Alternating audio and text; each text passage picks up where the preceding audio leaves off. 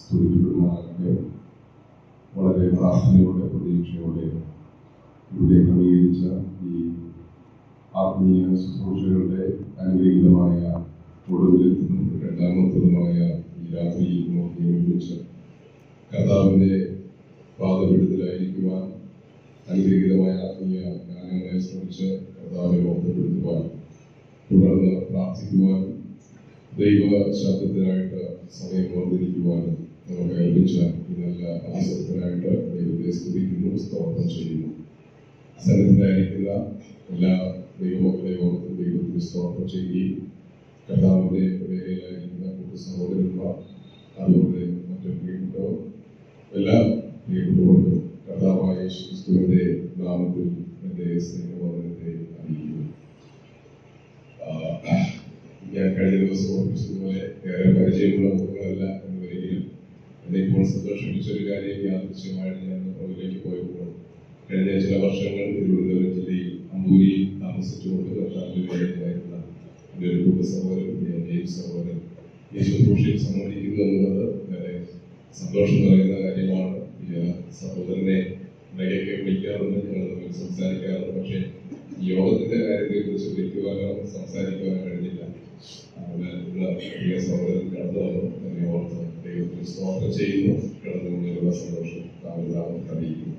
ഒരു ദൈവദാസൻ എന്ന നിലയിൽ എന്നെ ക്ഷണിക്കുകയും എനിക്ക് ഇങ്ങനെ അവസരം നൽകുകയും ചെയ്ത ഇവിടെയുള്ള ദൈവസഭയോട് ഞാൻ നന്ദിയുള്ളവരാണ്.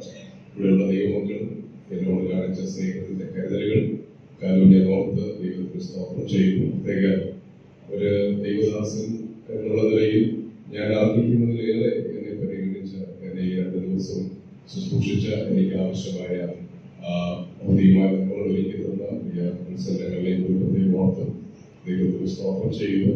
ദൈവം എല്ലാവരുടെ നന്മകളും ആ കുടുംബത്തിൽ നൽകട്ടെ എന്ന് പ്രാർത്ഥിക്കുന്നു. നമുക്ക് അവരൊന്നും കൂടുതൽ പറഞ്ഞ സമയം കവരുവാനായിരിക്കുന്നില്ല. നമുക്ക് കഴിഞ്ഞ ദിവസം തുടങ്ങി വെച്ച ആ വിഷയത്തിലേക്ക് നമുക്ക് കടന്നു വരാം. നമ്മുടെ പ്രാർത്ഥനയോടെ ദൈവസന്നിധിയിലായിരിക്കും. ദൈവം നമ്മെ സഹായിക്കും.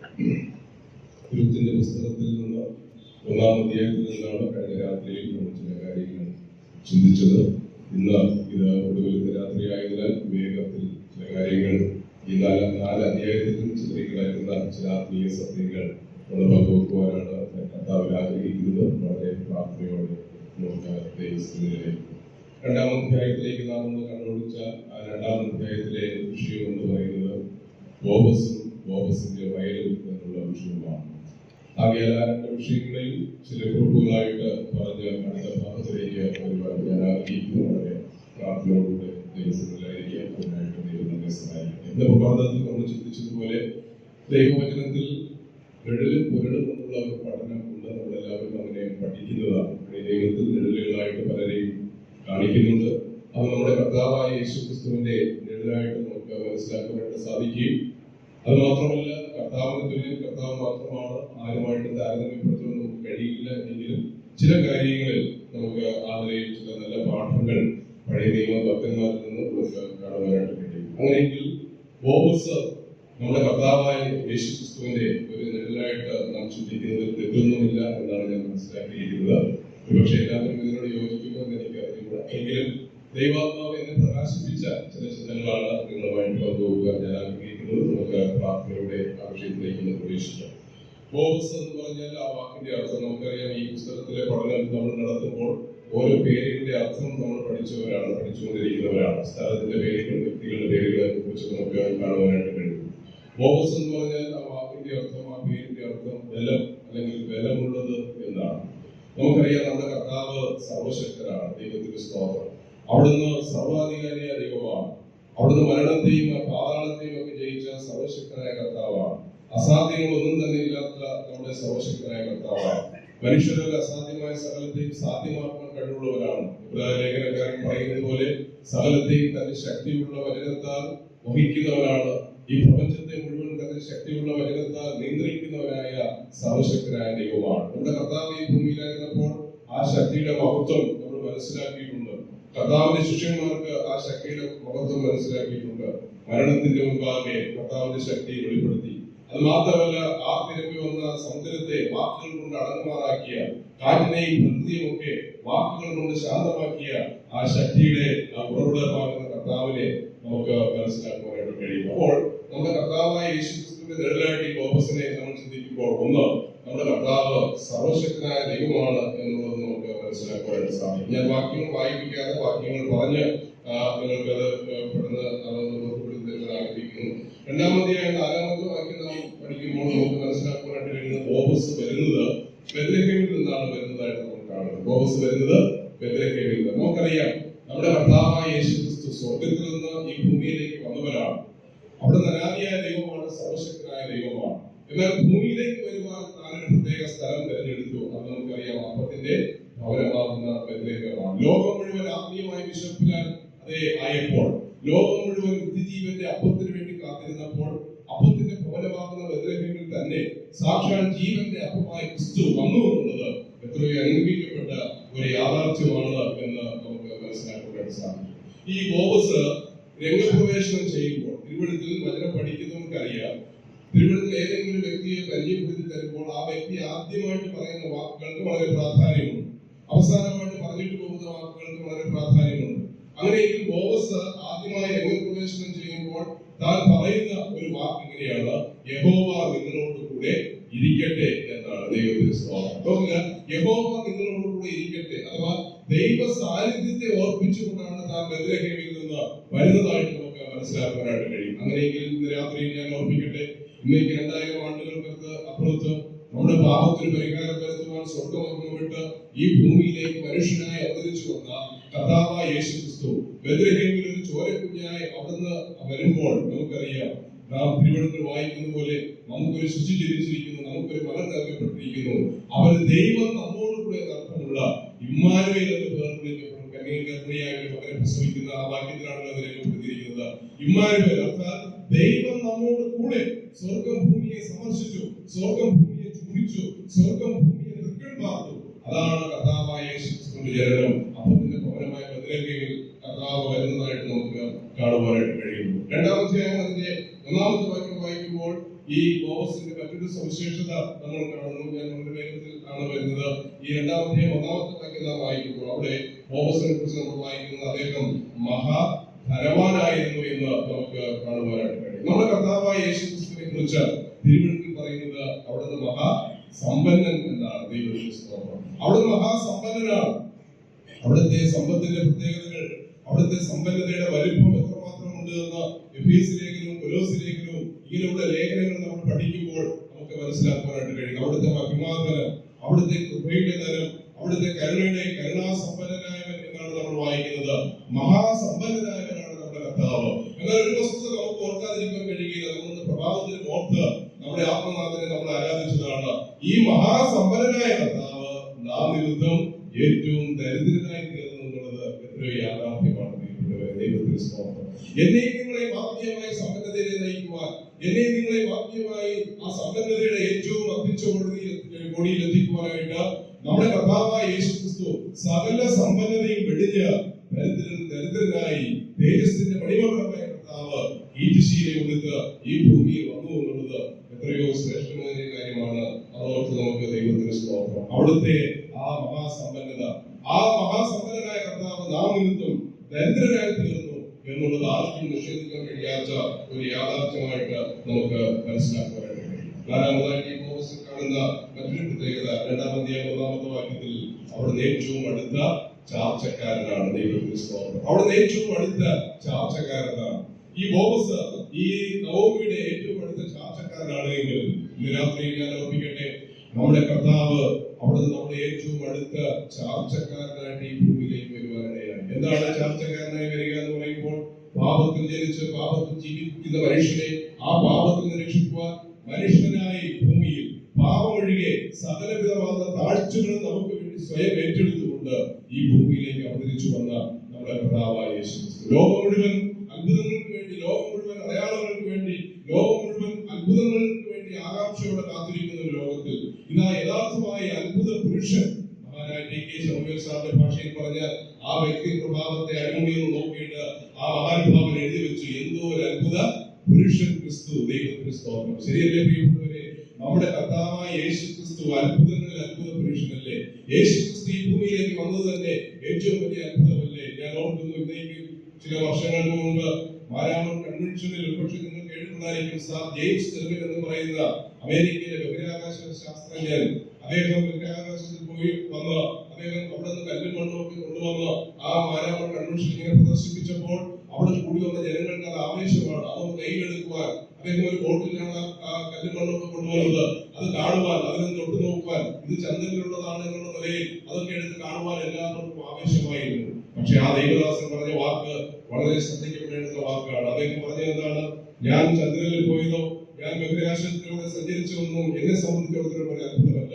അനധിദൂര ഭാവിയിൽ ശാസ്ത്രം ഈ നിലയിൽ മുന്നോട്ട് വർദ്ധിച്ചു വരികയാണെങ്കിൽ നിങ്ങളിൽ ചിലർക്കൊക്കെ ഒരുപക്ഷെ ചന്ദ്രനിലേക്ക് പോകുവാൻ സാധിക്കും. ഒരുപക്ഷെ ഭാവിയിൽ നമ്മുടെ മക്കളൊക്കെ അല്ലെങ്കിൽ അവരുടെ അടുത്ത തലമുറകൾ നമ്മുടെ കർത്താവിന്റെ വരവ് താമസിച്ചാൽ, അത് ഞാൻ പറയട്ടെ, നമ്മുടെ കർത്താവിന്റെ വരവ് താമസിച്ചാൽ ഒരുപക്ഷെ വിവാഹം കഴിഞ്ഞിരുന്ന അങ്ങ് സിംഗപ്പൂരിലും അമേരിക്കയിലും മറ്റു പല ഇടങ്ങളിലൊക്കെ ഹണിമൂണിന് പോകുന്നത് പോലെ ഒരുപക്ഷെ നമ്മുടെ കർത്താവിന്റെ വരവ് താമസിച്ചാൽ ഒരുപക്ഷെ ഹണിമൂണിലൊക്കെ പോകുന്നത് അങ്ങ് ചന്ദ്രനിലായിരിക്കാം, ഒരുപക്ഷെ ചൊവ്വയിലായിരിക്കാം. അപ്പോൾ ഇതിലൂടെ നടക്കുന്ന അപ്പച്ചന്മാരോട് ചോദിക്കും, ആരോടെ? അവനങ്ങ് ചന്ദ്രനില്ല, ഓളോടെ അവളങ്ങ് ചൊവ്വയില്ല. ഇങ്ങനെ പറയത്തക്ക നിലയിൽ ഒരുപക്ഷെ ശാസ്ത്രം വർദ്ധിച്ചിരിക്കും. അത് എന്റെ വാക്കാണ് ഞാൻ പറഞ്ഞത്. ഈ ദൈവദാസൻ പറഞ്ഞത്, എന്നെ സംബന്ധിച്ചിടത്തോളം മനുഷ്യൻ ചന്ദ്രനിലേക്ക് പോയതോ അവിടെ മനുഷ്യൻ നടന്നതോ ഒന്നും എന്നെ സംബന്ധിച്ചിടത്തോളം അത്ഭുതപ്പെടുത്തുന്ന വിഷയമല്ല. കാരണം ഭാവിയിൽ ഒരുപക്ഷെ നിങ്ങൾക്കും പോകുവാനായിട്ട് സാധിക്കും. എന്നാൽ എന്നെ അത്ഭുതപ്പെടുത്തിയത് ആ ദൈവദാസൻ വളരെ ആവേശത്തോട് പറഞ്ഞത് ഇങ്ങനെയാണ്: ഈ സൂര്യനെ സൃഷ്ടിച്ച, ഈ ചന്ദ്രനെ സൃഷ്ടിച്ച, ഈ ബ്രഹ്മാണ്ഡ ഘടകത്തെ മുഴുവൻ സൃഷ്ടിച്ച, ആകാശത്തെയും അതുപോലെ തന്നെ അതിൽ കാണുന്ന സകലത്തെയും അതിമനോഹരമായി സൃഷ്ടിച്ച സർവശക്തനായ ദൈവം, തേജസ്സിന്റെ മണിമകുടമായ ദൈവം, സ്വർഗം സിംഹാസനമായി ഭൂമി പാദപീഠമായി വളരുന്ന സകലത്തെയും ഭരിക്കുന്ന ആ കർത്താവ് ചെറുതായി ചെറുതായി ചുരുങ്ങി മറിയം എന്ന് പറയുന്ന ഒരു സാധു സ്ത്രീയുടെ ഉദരത്തിലൂടെ മനുഷ്യനായിട്ട് ഈ ഭൂമിയിൽ വന്ന മനുഷ്യനായി തന്റെ പരിശുദ്ധ പാദങ്ങൾ ഈ ഭൂമിയിലൂടെ നടന്നു എന്നുള്ളതാണ് എന്നെ സംബന്ധിച്ചിടത്തോളം ഏറ്റവും വലിയ അത്ഭുതങ്ങളിൽ അത്ഭുതം. അതല്ലേ പ്രിയപ്പെട്ടവരെ, കർത്താവായ യേശു ക്രിസ്തുവിന്റെ മഹത്വം എത്രയോ വലുതാണ്. അപ്പോൾ യേശു ക്രിസ്തു എന്തുകൊണ്ടാണ് സ്വർഗവും ഭൂമിയും നിറഞ്ഞിരുന്ന സർവശക്തനായ ദൈവം, തേജസ്സിന്റെ പ്രഭയായ, തപസ്സിന്റെ മുദ്രയായ, രാജാതി രാജാവും കർത്താതി കർത്താവുമായവൻ എന്തുകൊണ്ടാണ് മനുഷ്യനായി ഈ ഭൂമിയിലേക്ക് വന്നത് എന്ന് ചോദിച്ചാൽ നമ്മുടെ ചാർച്ചക്കാരനായി തീരുവാനായിട്ടാണ്. ദൈവത്തിന്റെ സ്തോത്രം. നമ്മെ വീണ്ടെടുക്കുവാൻ, അല്ലെങ്കിൽ വീണ്ടെടുപ്പ് സാധ്യമാകുകയില്ലായിരുന്നു. ആർക്കാണ് വീണ്ടെടുക്കാൻ കഴിയുക? പഴയ നിയമത്തിൽ എത്രയോ ഭക്തന്മാരുണ്ട്. ദാവീദിന് കഴിയുമായിരുന്നോ? അതേ ആദ്യത്തെ രക്തസാക്ഷിയായ ഹാബേലിന് കഴിയുമായിരുന്നോ? ഒരിക്കലുമില്ല. നമ്മൾ വായിക്കുന്ന ഹാബേലിന്റെ രക്തത്തെക്കാൾ ഗുണകരമായി സംസാരിക്കുന്ന പുണ്യാക രക്തമെന്നാണ്.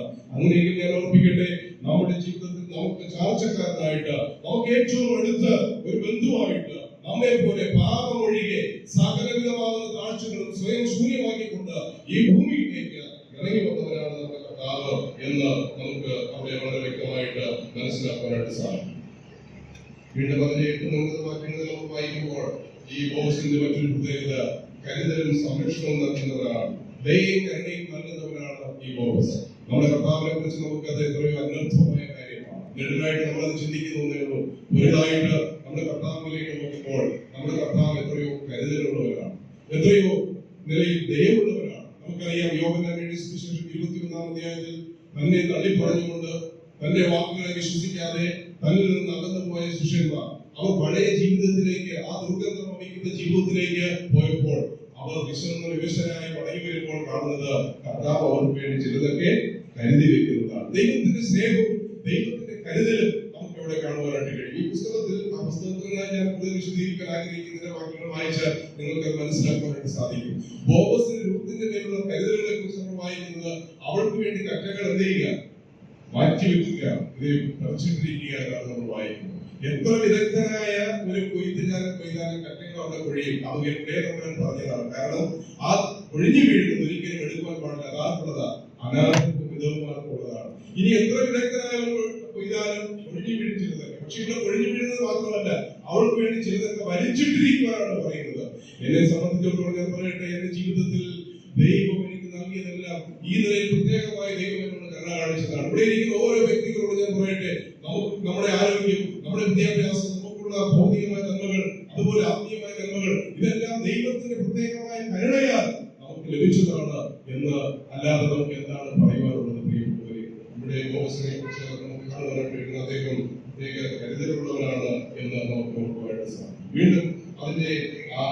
5ഉം 6 വാക്യങ്ങൾ വായിക്കുമ്പോൾ, 2-ാം അധ്യായം 5ഉം 6 വാക്യങ്ങൾ നമ്മൾ വായിക്കുമ്പോൾ നമ്മൾ കാണുന്നത് എന്താണ്? എല്ലാവരെയും ശ്രദ്ധിക്കുന്ന ഒരുവനാണ് ബോബസ്. തന്റെ വയലിൽ ആരൊക്കെ വരുന്നു, ആരെല്ലാം എന്തെല്ലാം ചെയ്യുന്നു എന്നുള്ളത് സസൂക്ഷ്മം നിരീക്ഷിക്കുന്ന ഒരു വ്യക്തിയാണ് ഈ ബോബസ് എന്ന് നമുക്ക് കാണുവാനായിട്ട് കഴിയും. വെളിപ്പാട് പുസ്തകത്തിൽ നമ്മൾ എങ്ങനെയാണ് വായിക്കുന്നത്? അഗ്നിജ്വാലയ്ക്കൊത്ത കണ്ണുള്ള നമ്മുടെ കർത്താവ്, ഇരുട്ട് പോലും മറവായിരിക്കാത്ത സർവശക്തനായ ദൈവം, അല്ലെ? ആ കർത്താവിന്റെ സന്നിധിയിൽ നിന്ന് ആർക്കും ഒന്നും ഒളിച്ചു വയ്ക്കുവാൻ കഴിയുകയില്ല, ആർക്കും ഒന്നും മറച്ചു വെക്കുവാൻ കഴിയുകയില്ല. ഇരുട്ടിൽ പറയുന്നത് വെളിച്ചത്തിലേക്ക് കൊണ്ടുവരുവാൻ കഴിവുള്ളവരാണ് നമ്മുടെ കർത്താവ്. ഇവിടെ അതാണ് നമുക്ക് വ്യക്തമായിട്ട് മനസ്സിലാക്കുന്നത്. 139-ാം സങ്കീർത്തനത്തിൽ ആ ദൈവിക അറിവിനെ കുറിച്ച് മനസ്സിലാക്കിയപ്പോൾ ദാവീദ് തെല്ലും ഭയത്തോടെ സമ്മതിക്കുകയാണ്, ദൈവമേ, നീ എന്നെ ശോധന ചെയ്ത് അറിഞ്ഞിരിക്കുന്നു, നീ ഞാൻ എഴുന്നേൽക്കുന്നതും എഴുന്നേൽക്കുന്നതൊക്കെ നീ അറിയുന്നു, എന്റെ അന്തരംഗത്തെ ദൂരത്ത് നിന്ന് നീ ശോധന ചെയ്യുന്നു എന്നാണ് നമുക്ക് കാണുവാനായിട്ട് കഴിയുന്നത്. നമ്മയെ ശോധന ചെയ്യുന്ന നമ്മുടെ കർത്താവ്. ഇവിടെ പലരും നമുക്ക് മറച്ച് മുന്നോട്ട് ജീവിക്കുവാൻ കഴിയുന്നു വരും. എന്നാൽ രാത്രി ഞാൻ ഓർമ്മിക്കട്ടെ, അഗ്നിജ്വാലയ്ക്കൊത്ത കണ്ണുള്ള കർത്താവിന്റെ മുൻപാകെ ആർക്കെന്താണ് ഒളിക്കുവാനുള്ളത്? അഗ്നിക്ക് പ്രവേശനമില്ലാത്ത ഏത് സ്ഥലമാണുള്ളത്? എല്ലായിടത്തും പ്രവേശിക്കുവാനായിട്ട് സാധിക്കും. അതുകൊണ്ട് ഓർക്കുക, അഗ്നിജ്വാലയ്ക്കൊത്ത കണ്ണുള്ള നമ്മുടെ കർത്താവ്. ഏറ്റവും ഒടുവിലായി ബോബസിനെ സംബന്ധിച്ചിടത്തോളം വളരെ പ്രധാനപ്പെട്ട ഒരു കാര്യം 3-ാം അധ്യായം 9-ാമത്തെ വാക്യത്തിൽ നമ്മൾ വായിക്കുന്നു, അവൻ വീണ്ടെടുപ്പുകാരനാണ്. വീണ്ടെടുപ്പുകാരൻ അവിടെ മാനുഷികമായ നിലയിൽ യഹൂദ നിയമം അനുസരിച്ചുള്ള ഒരു വീണ്ടെടുപ്പിനെ കുറിച്ചാണ് പറയുന്നത്. എന്നാൽ നമ്മുടെ കർത്താവിനെ കുറിച്ച് പറയുമ്പോൾ ദൈവത്തിന് സ്തോത്രം ചെയ്യാം, നമ്മുടെ വീണ്ടെടുപ്പുകാരനാണ് നമ്മുടെ കർത്താവ്. നാം ഇന്നിവിടെ ആയിരിക്കുന്നത് നമ്മുടെ ആത്മാവിനെ കർത്താവ് വീണ്ടെടുത്തുകൊണ്ടാണ്. പഴയ നിയമത്തിലെ ബോബസിനെ സംബന്ധിച്ചിടത്തോളം കേവലം ഒരു രക്തബന്ധത്തെ മാത്രമേ തനിക്കുള്ള ആ സമ്പത്തിന്റെ പ്രത്യേകത കൊണ്ട് വീണ്ടെടുക്കുവാൻ കഴിയുകയുള്ളൂ. ആ ശരീരത്തെയോ അല്ലെങ്കിൽ ആ ആത്മാവിനെ വീണ്ടെടുക്കുവാൻ ഒരിക്കലും കഴിയുമായിരുന്നില്ല. എന്നാൽ നമ്മുടെ കർത്താവിനെ കുറിച്ച് നമ്മൾ വായിക്കുന്നത് നമ്മുടെ ദേഹിയെയും നമ്മുടെ ദേഹത്തെയും നമ്മുടെ ആത്മാവിനെയും ഒക്കെ വീണ്ടെടുക്കുവാൻ കഴിവുള്ളവരാണ് നമ്മുടെ കർത്താവ്. കൊലോസ്യ ലേഖനത്തിലും എഫീസ് ലേഖനത്തിലും നമ്മൾ വായിക്കുന്നത് അവന്റെ രക്തം മൂലം നമുക്ക് അതിക്രമങ്ങളുടെ മോചനമെന്ന വീണ്ടെടുപ്പുണ്ട്. ദൈവത്തിന് സ്തോത്രം. ആ വീണ്ടെടുപ്പുകാരനെ കുറിച്ചാണ് നൂറ്റാണ്ടുകൾക്ക് മുമ്പ് യോബ് പറഞ്ഞത്, എന്റെ വീണ്ടെടുപ്പുകാരൻ ജീവിച്ചിരിക്കുന്നു, അവരോട് വെളിപ്പെടുകയുന്നു. ദൈവത്തിന് സ്തോത്രം. നമ്മുടെ കർത്താവ് നമ്മുടെ വീണ്ടെടുപ്പുകാരനാണ്. പ്രിയപ്പെട്ടവരെ, നമ്മുടെ ആത്മാവ് നിത്യമായ നരകത്തിലേക്ക് പോകേണ്ടിരുന്ന സ്ഥാനത്ത് നിന്ന് നമ്മെ വീണ്ടെടുത്തവരാണ് നമ്മുടെ കർത്താവ്. അവന് കടുത്ത വില കർത്താവ് നൽകിയതായിട്ട് നമുക്കറിയാം. കൂടുതൽ വിശദീകരിക്കാൻ ആഗ്രഹിക്കുന്നില്ല. നമ്മുടെ കർത്താവ് ഏറ്റവും അടുത്ത ചാർച്ചക്കാരനായി ഒരു വീണ്ടെടുപ്പുകാരനായിട്ട് ഈ ഭൂമിയിൽ വന്നു എന്നുള്ളത് നമുക്ക് ഏറെ ആശ്വാസം നൽകുന്ന കാര്യമാണ്. മാത്രമല്ല, നമ്മുടെ ആത്മാവിനെ മാത്രമല്ല, നമ്മുടെ ദേഹിയും ദിനംപ്രതി ദൈവവചനത്താൽ തന്റെ കൃപയാൽ വീണ്ടെടുത്തുകൊണ്ടിരിക്കുന്നു. ഇനി ഏറെ താമസിയാതെ നമ്മുടെ ഈ ക്ഷയമുള്ള രോഗമാലിന്യങ്ങളുള്ള ശരീരത്തെയും കർത്താവ് വീണ്ടെടുക്കാൻ പോവുകയാണ്. ഫിലിപ്പിയ ലേഖനം 3-ാം അധ്യായം 20-21 വാക്യങ്ങളിൽ നമ്മൾ അങ്ങനെയാണ് വായിക്കുന്നത്, നമ്മുടെ പൗരത്വമോ സ്വർഗ്ഗത്തിലാകുന്നു, അവിടെ നമ്മുടെ കർത്താവ് വരും. അപ്പോൾ നമ്മുടെ ഈ തേജസ്, ഈ അക്ഷയമായ ഈ ബലഹീനമായ ശരീരത്തെ തേജസ്സേറിയ ശരീരത്തോട് കർത്താവ് രൂപാന്തരപ്പെടുത്തും, തന്റെ മഹത്വമുള്ള ശരീരത്തോട് രൂപാന്തരപ്പെടുത്തും എന്നുള്ളത് ഫിലിപ്പിയ ലേഖനം 3-ാം അധ്യായം 20-21 വാക്യങ്ങളിൽ നമുക്ക് കാണുവാനായിട്ട് കഴിയും. ആ നിലയിൽ നമ്മുടെ കർത്താവ് നമ്മുടെ വീണ്ടെടുപ്പുകാരനാണ്. നമ്മുടെ ആത്മാവിന്റെ, നമ്മുടെ ദേഹിയുടെയും നമ്മുടെ ദേഹത്തിന്റെ വീണ്ടെടുപ്പുകാരനായിട്ട് അവിടെ നിൽക്കുന്നു എന്ന് നമുക്ക് മനസ്സിലാക്കാൻ. അടുത്ത ഭാഗത്തിലേക്ക് ഞാൻ പറയട്ടെ. ഈ വയലിലെ ചില പ്രത്യേകതകളുണ്ട്. ഈ ബോബസിന്റെ വയലിലെ ചില പ്രത്യേകതകളുണ്ട്. ഈ വയലിൽ വരിക എന്നുള്ളത് എങ്ങനെയാണ് രൂപത്ത് വന്നത്? അവിടെ 2-ാമത്തെ വാക്യത്തിൽ നാം വായിക്കുന്നത് ഇങ്ങനെയാണ്, ഭാഗ്യവശാൽ അവൾ ഈ ബോബസിന്റെ വയലിൽ വന്നു. രാവിലെ അവൾ അമ്മായി അമ്മയോട് അനുവാദം ചോദിച്ചുകൊണ്ട് ഇറങ്ങുമ്പോൾ എവിടെ പോകണമെന്ന് അവൾക്കൊരു ലക്ഷ്യമില്ല. എവിടെ പോകണം, ആരെങ്കിലും എന്നോട് ദയ കാണിക്കുന്നെങ്കിൽ അവിടെ ഞാൻ ചെന്ന് അത്യാവശ്യമായത് പിറക്കിയെടുത്തുകൊള്ളാം എന്നുള്ള ഒരു മനോഭാവത്തിലാണ് അവൾ ഇറങ്ങി തിരിച്ചത്. നോക്കുക, രൂത്തിന്റെ ജീവിതം, അതാണ് ഞാൻ കഴിഞ്ഞ ആഴ്ച ഓർമ്മിച്ചത്. അവളുടെ ഓരോ കാൽവെപ്പുകളും വിശ്വാസത്താലുള്ള ചുവടുവെപ്പായിരുന്നു. ആ വിശ്വാസത്താൽ ചുവടുവെക്കുന്ന കാലുകളെ ഒരിക്കലും ദൈവം പിന്തിരിപ്പിക്കുകയില്ല. സാഹചര്യങ്ങൾ പ്രതികൂലമായിക്കൊള്ളട്ടെ, സാഹചര്യങ്ങൾ മറ്റെന്തുമായിക്കൊള്ളട്ടെ, വിശ്വാസത്താൽ നടക്കാൻ ഞാൻ നിങ്ങൾ തീരുമാനിച്ചാൽ നമ്മെ ഏറെ അനുഗ്രഹിക്കുവാൻ, അതിനുള്ള വഴികളെ തുറന്നു തരുവാൻ സർവശക്തനായ ദൈവം മതിയായവനാണ് എന്നുള്ള സത്യം ഈ ഭാഗത്ത് നമുക്ക് മനസ്സിലാക്കാൻ സാധിക്കുന്നു. അവൾ ഭാഗ്യവശാലാണ് ഇവിടെ ഈ വയലിലെത്തി. ഇന്ന് പ്രിയാവിന്റെ ഭവനങ്ങളായിരുന്നപ്പോൾ ജോയി തങ്ങളുമായിട്ട് സംസാരിച്ചപ്പോൾ അത് തന്നെയാണ് പറഞ്ഞത്. നാമതേ പശ്ചാത്തലത്തിൽ നിന്ന് മറ്റു മതങ്ങളെയൊക്കെ വിട്ട് ഒരാൾ വേർപെട്ട് വരിക എന്ന് പറയുന്നത് അത് വളരെ ബുദ്ധിമുട്ടുള്ള ഒരു കാര്യമാണ്. എന്നാൽ ഭാഗ്യവശാൽ ഈ വയലിലേക്ക് വരുവാൻ നമുക്ക് ദൈവം സുഖം നൽകി. അത് നമ്മുടെ വെടുക്കോ നമ്മുടെ കഴിവൊന്നുമല്ല പ്രിയപ്പെട്ടവരെ, ദൈവം നമ്മളോട് കാണിച്ച വലിയ കരുണയാണ് എന്നത് ഈ വയലിൽ വരുവാൻ കഴിയുന്നത്, ഈ വയലിൽ വന്നിട്ടുള്ളവരൊക്കെ ഭാഗ്യവാന്മാരാണ്. മറ്റൊരു പ്രത്യേകത, ഈ വയലിൽ കർത്താവിന്റെ സാന്നിധ്യം ഉണ്ട് എന്നുള്ളതാണ്. ബോബസ് അവിടെ പറയുന്നത് യഹോവ നിങ്ങളോട് കൂടെ ഇരിക്കട്ടെ. ദൈവ സാന്നിധ്യം. ഞാൻ ഇന്ന് പകലിൽ ഓർപ്പിച്ചതുപോലെ നമ്മുടെ ജീവിതത്തിൽ മറ്റൊന്നെല്ലാം മാറിയാൽ നഷ്ടപ്പെട്ടാലും നമ്മുടെ ജീവിതത്തിൽ ദൈവ സാന്നിധ്യം ഉണ്ടെങ്കിൽ അത് എത്രയോ ശ്രേഷ്ഠമായ കാര്യമാണ്. പലപ്പോഴും നമ്മൾ വിശ്വാസികളെ യാക്കോബിനെ പോലെയാണ്. യാക്കോബ് പിന്നീട് അബദ്ധം പറ്റി പറഞ്ഞതാണ്, യഹോവ ഇവിടെ ഉണ്ടായിരുന്നു ഞാനോ അറിഞ്ഞില്ല. ദൈവ സാന്നിധ്യത്തെ പലപ്പോഴും നമുക്ക് തിരിച്ചറിയുവാൻ കഴിയുന്നില്ല.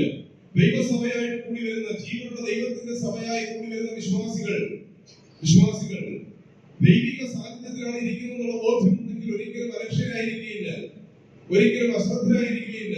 രാജാവും കർത്താവുമാവിന്റെ സാന്നിധ്യം ഇവിടെ തിളങ്ങി വളർന്നുമ്പോൾ, ആ കർത്താവിന്റെ സന്നിധിയിലായിരിക്കുമ്പോൾ അലസരായി, അലക്ഷ്യരായി, അശ്രദ്ധരായി ഒരിക്കലും ഇരിക്കുകയില്ല.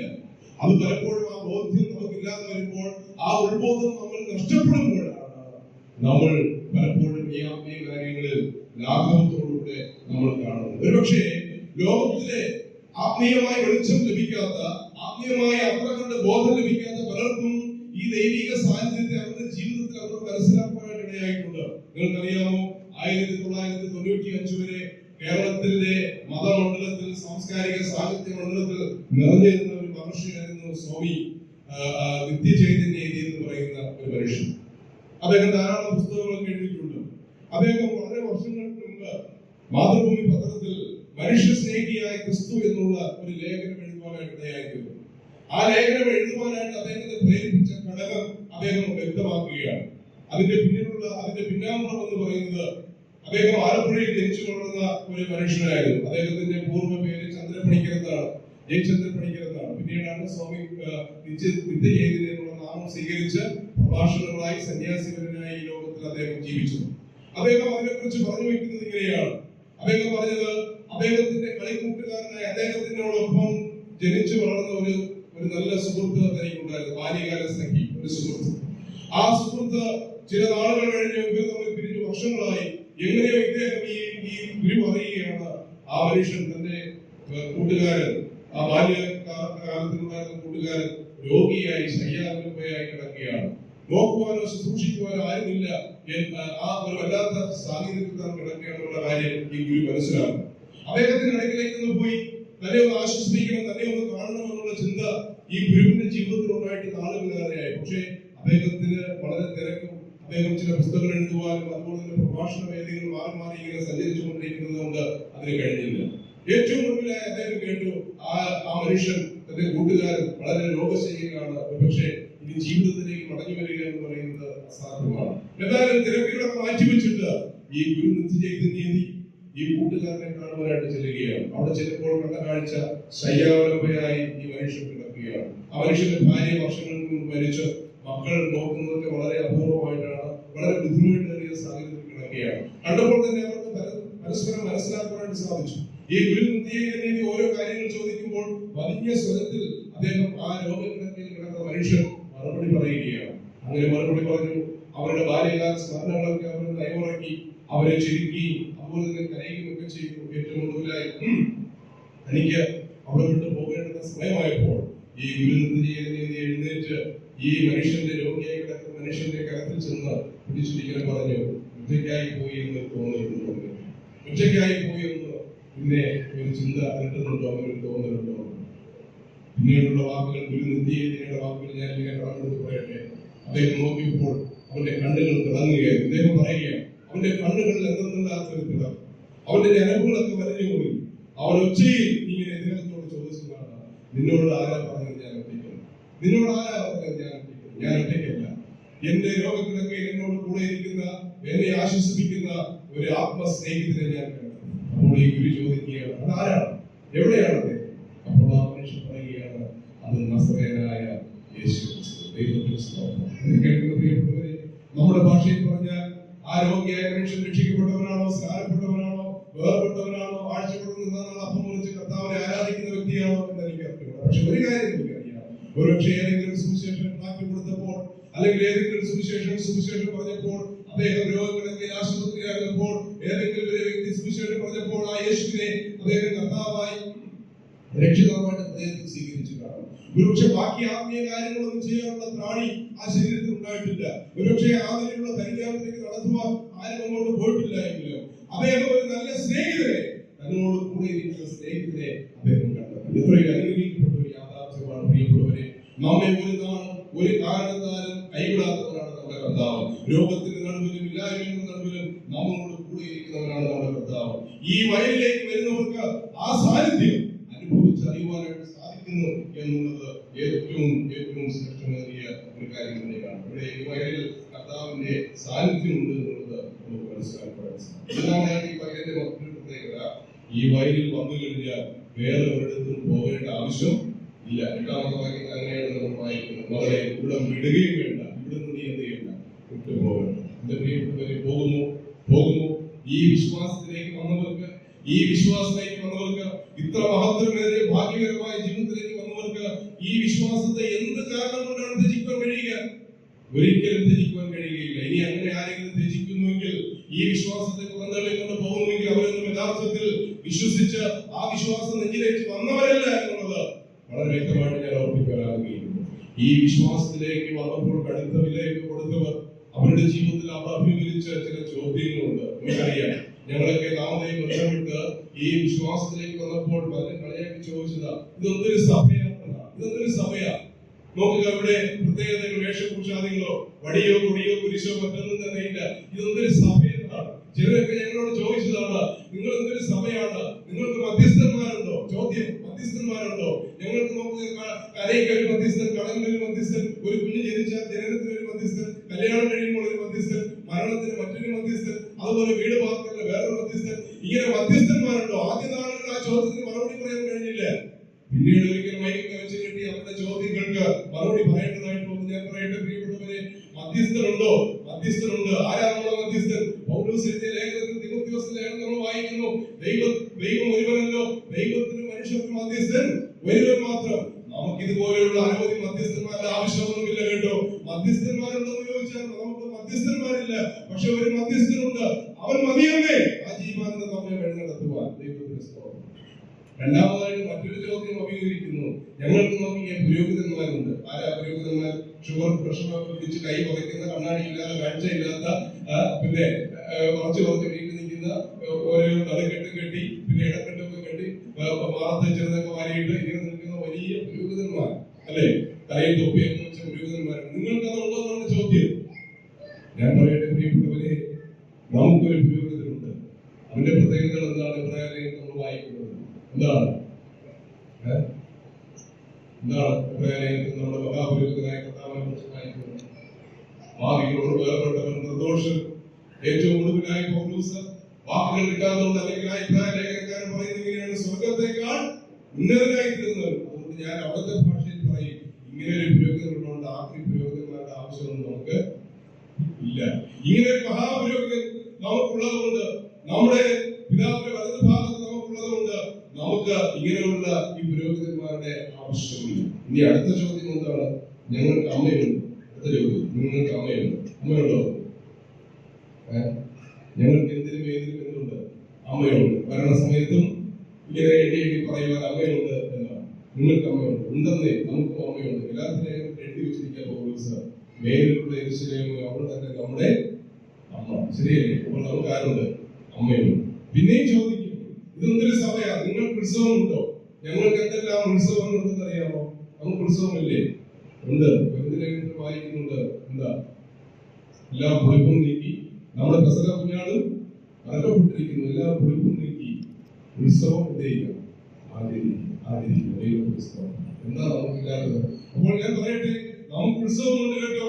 മധ്യസ്ഥനുണ്ട്, പുരോഹിതനുണ്ട്, ആരാധനയുണ്ട്, യാഗമുണ്ട്, യാഗപീഠമുണ്ട്. ഇതെല്ലാം കർത്താവിനാണ് എന്നുള്ള കാര്യമാണ്. അവരെ ഡ്യൂപ്ലിക്കേറ്റ് കൊണ്ട് നടക്കുക. എന്നിട്ടാണ് നമ്മളോട് പറയുന്നത് നമ്മുടെയിലുള്ളതെല്ലാം നല്ല കറ തീർന്ന ഒറിജിനലാണെന്നേ. അതുകൊണ്ട് നമുക്ക് ദൈവത്തിന് സ്തോത്രം ചെയ്യാം. ഇത്രയേറെ ഈ മഹാഭാഗ്യത്തിലേക്ക്, ഈ എത്രയും ശ്രേഷ്ഠമായ വയലിലേക്ക് വന്ന ഇവിടെ നിന്ന് എങ്ങനെ പോകുവാൻ കഴിയുക? ഇതിനേക്കാൾ മെച്ചമായ വയൽ കണ്ടിട്ട് വേണ്ടി പോകുവാൻ, മെച്ചമായവരുടെ കണ്ടിട്ട് വേണ്ടിയല്ലേ പോകുവാൻ? ഓവസിനോട് പറയുന്നു, നോക്കുക, ഇവിടെ വിടുകയും വേണ്ട. കാരണം ഇതിന്റെ ആവശ്യമില്ല, വിടേണ്ട ആവശ്യമില്ല. ഇതിനേക്കാൾ മെച്ചമായത് ഒന്നും തന്നെ ഇല്ല എന്നുള്ളതാണ്. വീണ്ടും നമ്മൾ വായിക്കുന്ന പ്രത്യേകത, ഇവിടെ അതിന്റെ സംരക്ഷണവും കരുതലുമുണ്ട്. ഞാൻ നേരത്തെ പറഞ്ഞുകൊണ്ട് വിശദീകരിക്കുന്നില്ല. 17 വായിക്കുമ്പോൾ 2:17 നമ്മൾ വായിക്കുന്നത്, ഈ വയലിലേക്ക് വരുന്നവർക്ക് അവരാൽ ആവോളം പിറക്കുവാൻ, വൈകുന്നേരം വരെ പിറക്കുവാൻ, എത്രത്തോളം പിറക്കുവാൻ കഴിവുണ്ട് അത്രത്തോളം പിറക്കുവാനുള്ള സ്വാതന്ത്ര്യം കർത്താവ് കൊടുക്കുന്നുണ്ട്.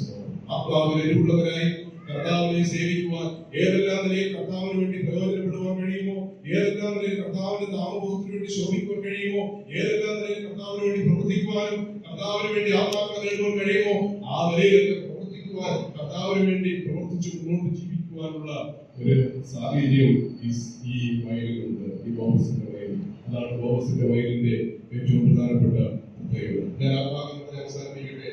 അടുത്ത ഭാഗത്തിലേക്ക് നാം കടന്നു വരുമ്പോൾ രൂത്തിനെ നമ്മൾ കാണുന്നത് ബോബസിന്റെ കാൽക്കലാണ്. രൂത്ത് ബോബസിന്റെ കാൽക്കലേക്ക് വരികയും, ഈ രൂത്ത് ബോബസിന്റെ കാൽക്കൽ വരണമെങ്കിൽ അവൾക്ക് ചില യോഗ്യതകൾ ഉണ്ടായിരിക്കും. വെറുതെ ബോബസിന്റെ കാൽക്കൽ വന്നിരിക്കുവാൻ, ആ കാൽക്കൽ അഭയം പ്രാപിക്കാൻ കഴിയുകയില്ല. അവൾക്ക് വേണ്ടുന്ന ചില യോഗ്യതകളെ കുറിച്ച് അവിടെ നമ്മൾ വായിക്കുന്നു. 3-ാം അധ്യായം 3-ാമത്തെ വാക്യത്തിൽ തന്നെ അമ്മായിയമ്മയായ നവോമി അത് പറയുകയാണ്, ഇന്ന് രാത്രിയിൽ കളത്തിൽ തൂറ്റുന്നുണ്ട്, നീ ബോബസിന്റെ അടുക്കിലേക്ക് പോകണം. പോകുമ്പോൾ ഒന്നാമതായിട്ട് നീ എന്ത് ചെയ്യണം? കുളിക്കണം. അവിടെ വായിക്കുന്നുണ്ട് 3-ാം വാക്യത്തിൽ നീ എന്ത് ചെയ്യണം? കുളിക്കണം. അപ്പോൾ കുളിയെ കാണിക്കുന്നു, ഒരു ശുദ്ധീകരണത്തെയാണ് കാണിക്കുന്നത്. ബോബസിന്റെ കാൽക്കലിലേക്ക് പോകുന്ന ഒരു വ്യക്തി ഒന്നാമതായിട്ട് കുളിക്കേണ്ടത് ആവശ്യമാണ്, ശുദ്ധീകരണം ആവശ്യമാണ്. കർത്താവിന്റെ സന്നിധിയിലേക്ക് വരുമ്പോൾ നമുക്കൊരു ശുദ്ധീകരണം ആവശ്യമാണ്. എബ്രായലേഖനത്തിൽ നമ്മൾ ഇങ്ങനെയാണ് വായിക്കുന്നത്, ശുദ്ധീകരണം കൂടാതെ ദൈവത്തെ പ്രസാദിപ്പിക്കുവാൻ ആർക്കും കഴിയുകയില്ല.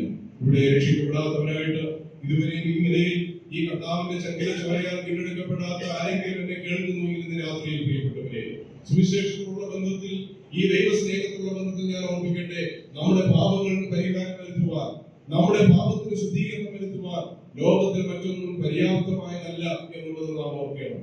നമുക്കറിയാം, മദ്രാസിലെ മോഹൻ നവരനാമത്തിൽ അറിയപ്പെടുന്ന റെനി ജോർജ് അദ്ദേഹത്തിന്റെ ജീവിത സാക്ഷ്യത്തിൽ ഒരിക്കൽ പറഞ്ഞ ഒരു കാര്യം ഞാൻ ഓർക്കുന്നു. പ്രശസ്തമായ കരിക്കൻപിള്ള കൊലപാതക കേസിൽ അദ്ദേഹത്തെ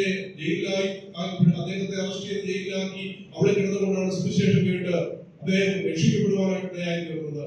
ആ ജയിൽ ശിക്ഷ കഴിഞ്ഞ് പുറത്തു വന്നപ്പോൾ അദ്ദേഹം സുവിശേഷ സന്ദേശവാഹനായി സമാധാനത്തിന്റെയും സന്തോഷത്തിന്റെയും സ്നേഹത്തിന്റെയും കൊടിയേന്തി അനേക ഭാവികളെ രക്ഷയിലേക്ക് നയിക്കുവാൻ, പ്രത്യേകിച്ച് ജയിൽ പുള്ളികളിലെ ഭവനങ്ങളിലേക്ക് ചെന്ന് അവരുടെ കുഞ്ഞുങ്ങളെയൊക്കെ പരിപാലിച്ച് അവർക്ക് വേണ്ടുന്ന നന്മകൾ നൽകി അവരെ പഠിപ്പിക്കുവാനൊക്കെ ജീവിതത്തെ സമർപ്പിക്കപ്പെട്ട ആ ദേവദാസൻ ഒരിക്കൽ പറഞ്ഞ വാക്കുകൾ ഞാൻ ഓർക്കുന്നു. അദ്ദേഹത്തിന്റെ കൈകൊണ്ട് അദ്ദേഹം മറ്റു ചില ചെറുപ്പക്കാരെ കൂടി കൊന്ന ആ വൃദ്ധ ദമ്പതികളുടെ ചോര ആ ജയിലിൽ വീണപ്പോൾ ആ ചോരപ്പാടുകൾ വാങ്ങിക്കുവാനായിട്ട് ഒരു ലായനിക്ക് കഴിഞ്ഞില്ല.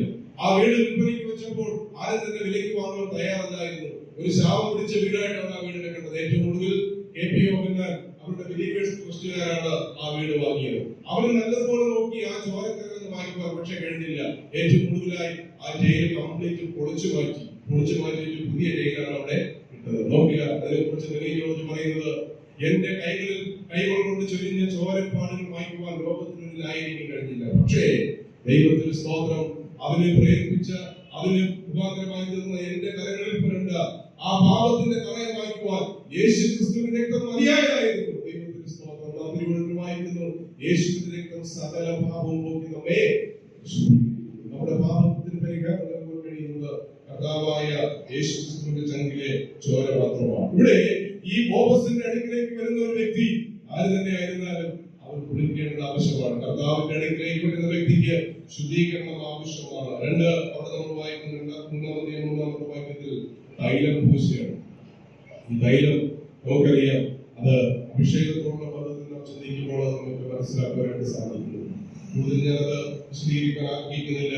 അത് കർത്താവ് നമുക്ക് ദാനമായി നൽകുന്നതാണ്. ഇത് ലോകത്തിൽ വളരെ തെറ്റിദ്ധരിക്കപ്പെട്ട ഒരു കാര്യമാണ്. കർത്താവായ യേശു ക്രിസ്തു വിശ്വസിക്കുമ്പോൾ തന്നെ ദൈവത്തിന്റെ ആത്മാവിനാൽ നമ്മെ അഭിഷേകം ചെയ്ത് രാജകീയ പുരോഹിത വർഗമാക്കി, ദൈവത്തിന്റെ ആത്മാവിനാൽ സ്നാനപ്പെടുത്തി നമ്മെ ദൈവസഭയുടെ അംഗങ്ങളാക്കി തീർക്കുകയും ശുശ്രൂഷകൾക്ക് വേർതിരിക്കുകയും രാജകീയ പുരോഹിത വർഗമാക്കി തീർക്കുന്നു. അത് ആ സമയം നടക്കുന്ന ഒരു കാര്യമാണ്. അപ്പോൾ അവിടെ നമുക്ക് കാണുവാനായിട്ട് കഴിയുന്ന തൈലം പൂശുന്നു. 3-ാം വാക്യം വായിക്കുമ്പോൾ അവിടെ ഈ വസ്ത്രം ധരിക്കണം, കുളിക്കണം, തൈലം പൂശണം, വസ്ത്രം ധരിക്കണം എന്നാണ്. വിശേഷമായ വസ്ത്രം ധരിച്ചുകൊണ്ട് ഈ ബോബസിന്റെ കാൽക്കൽ അഭയം പ്രാപിക്കുന്ന ഒരു കുത്തിനെ നാം അവിടെ കാണും. ഇതിന്റെ വേഗത്തിൽ പറഞ്ഞ് അവസാനിപ്പിക്കാൻ ആഗ്രഹിക്കുന്നു. ഇവിടെ ബോവസിന്റെ കാൽക്കൽ അഭയം പ്രാപിച്ച രൂത്തിനെ സംബന്ധിച്ചിടത്തോളം രൂത്ത് ആദ്യമായിട്ട് ഈ ബോവസിനോട് പറയുന്ന, അവളെ കാൽക്കൽ വരുമ്പോൾ പറയുന്ന വാക്കുകൾ നാം ശ്രദ്ധിക്കുന്നത് അതിന്റെ 11-ാമത്തെ വാക്യം നാം വായിക്കുന്നത് ഭയപ്പെടേണ്ട എന്നാണ് ദൈവപുസ്തകം. എന്നെ കേൾക്കുന്ന പ്രിയപ്പെട്ടവരെ, ഈ കർത്താവിന്റെ കാൽക്കൽ അഭയം പ്രാപിക്കുന്ന ഏതൊരു മനുഷ്യനോടും കർത്താവ് പറയുന്നത് തന്നെയാണ്, എന്ത് മനുഷ്യനെ ഭയപ്പെടുത്തുന്ന അനവധിയായ കാര്യങ്ങൾ.